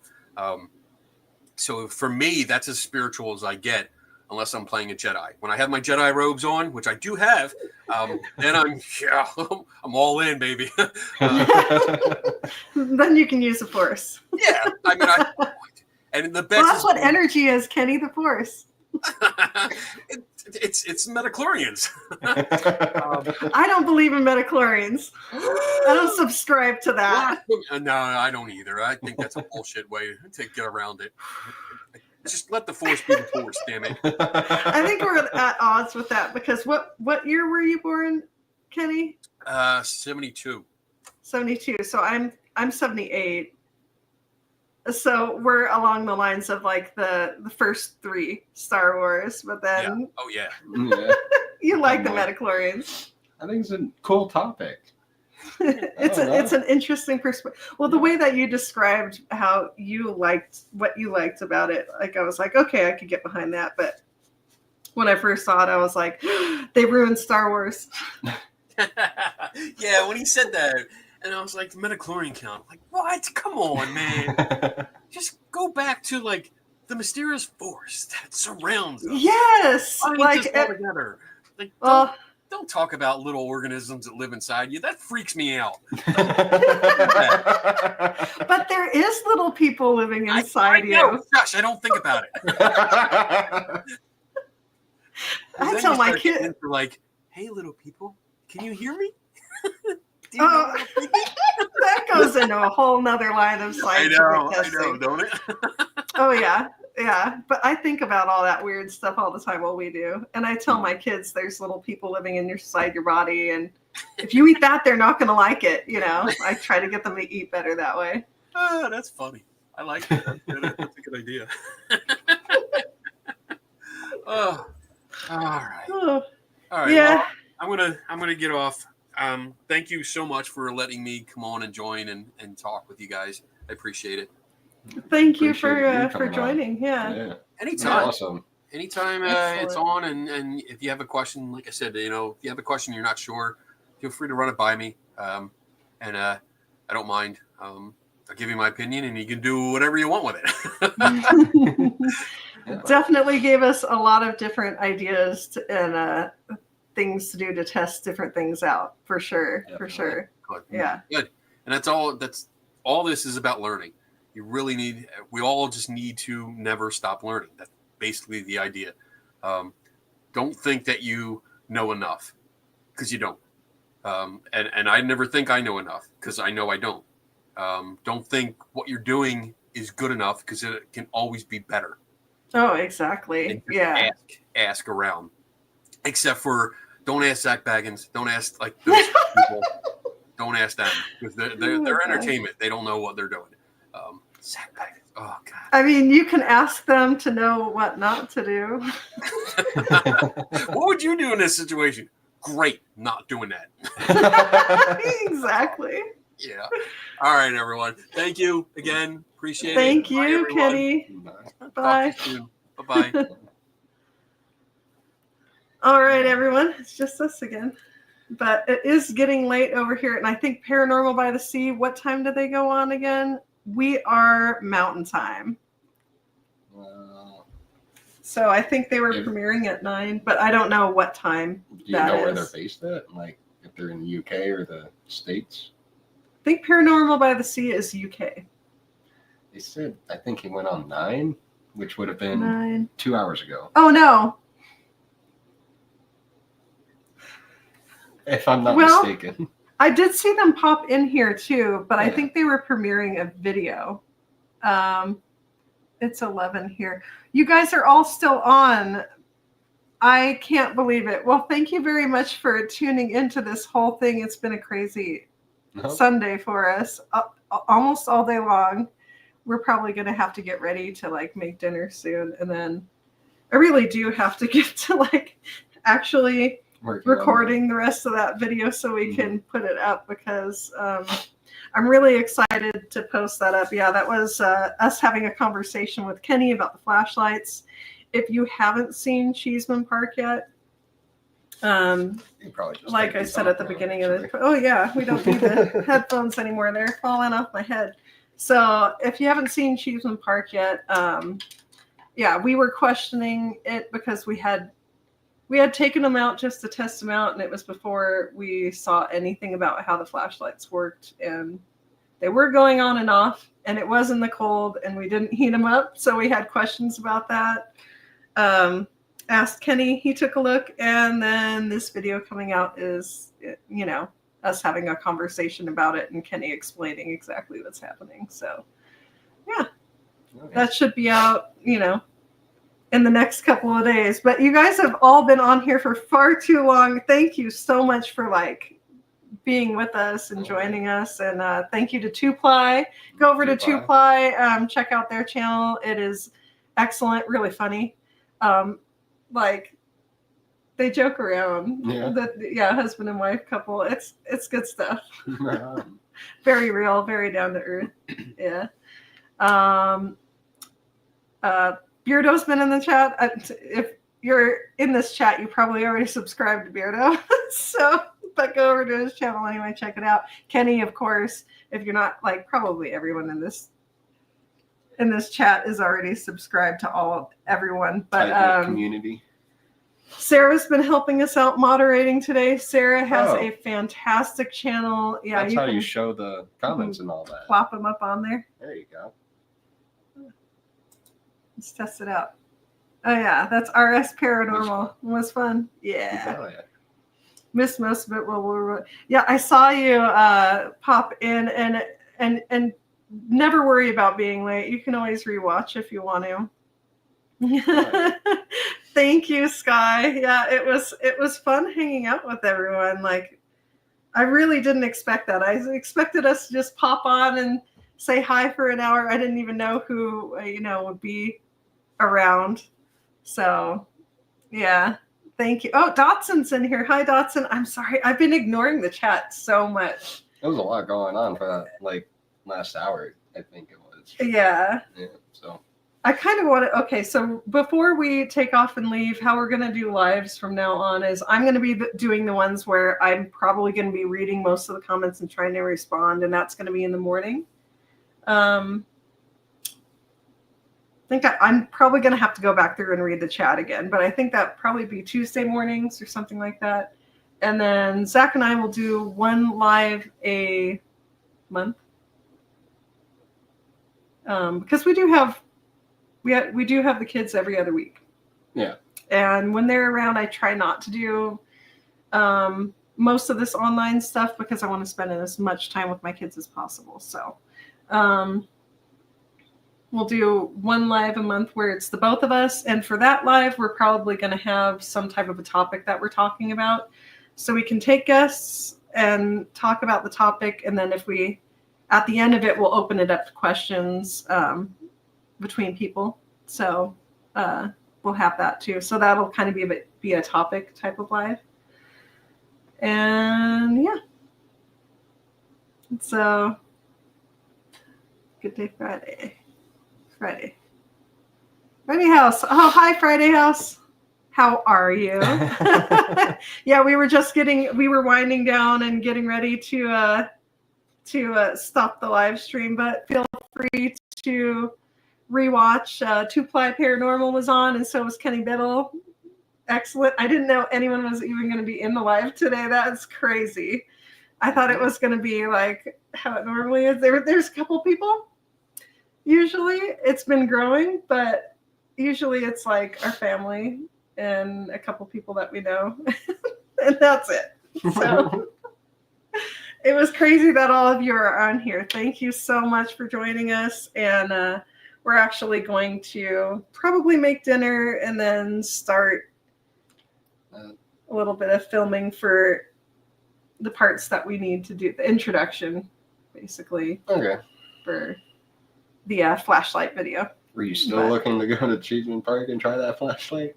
I think it's too late for that. Okay. We're gonna have to wait 2 weeks for that. That's But what I thought.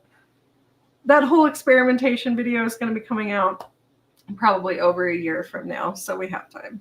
You have to get all the different elements of high altitude, low altitude, different atmospheric conditions, different weather types, different humidities to see what exactly triggers the flashlights into a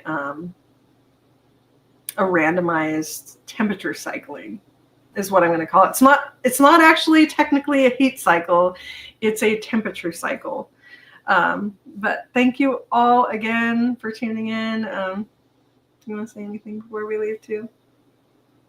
Buy the merch. We don't have any merch. Oh my God. But thank you all. And if any of you have channels that you would like us to check out, we're happy to do so too. So just leave a comment on this live after we end the live stream, and I will be happy to pop on by and check out your channel. All right. Thank you. You all have an excellent evening. Awkward goodbye coming right now.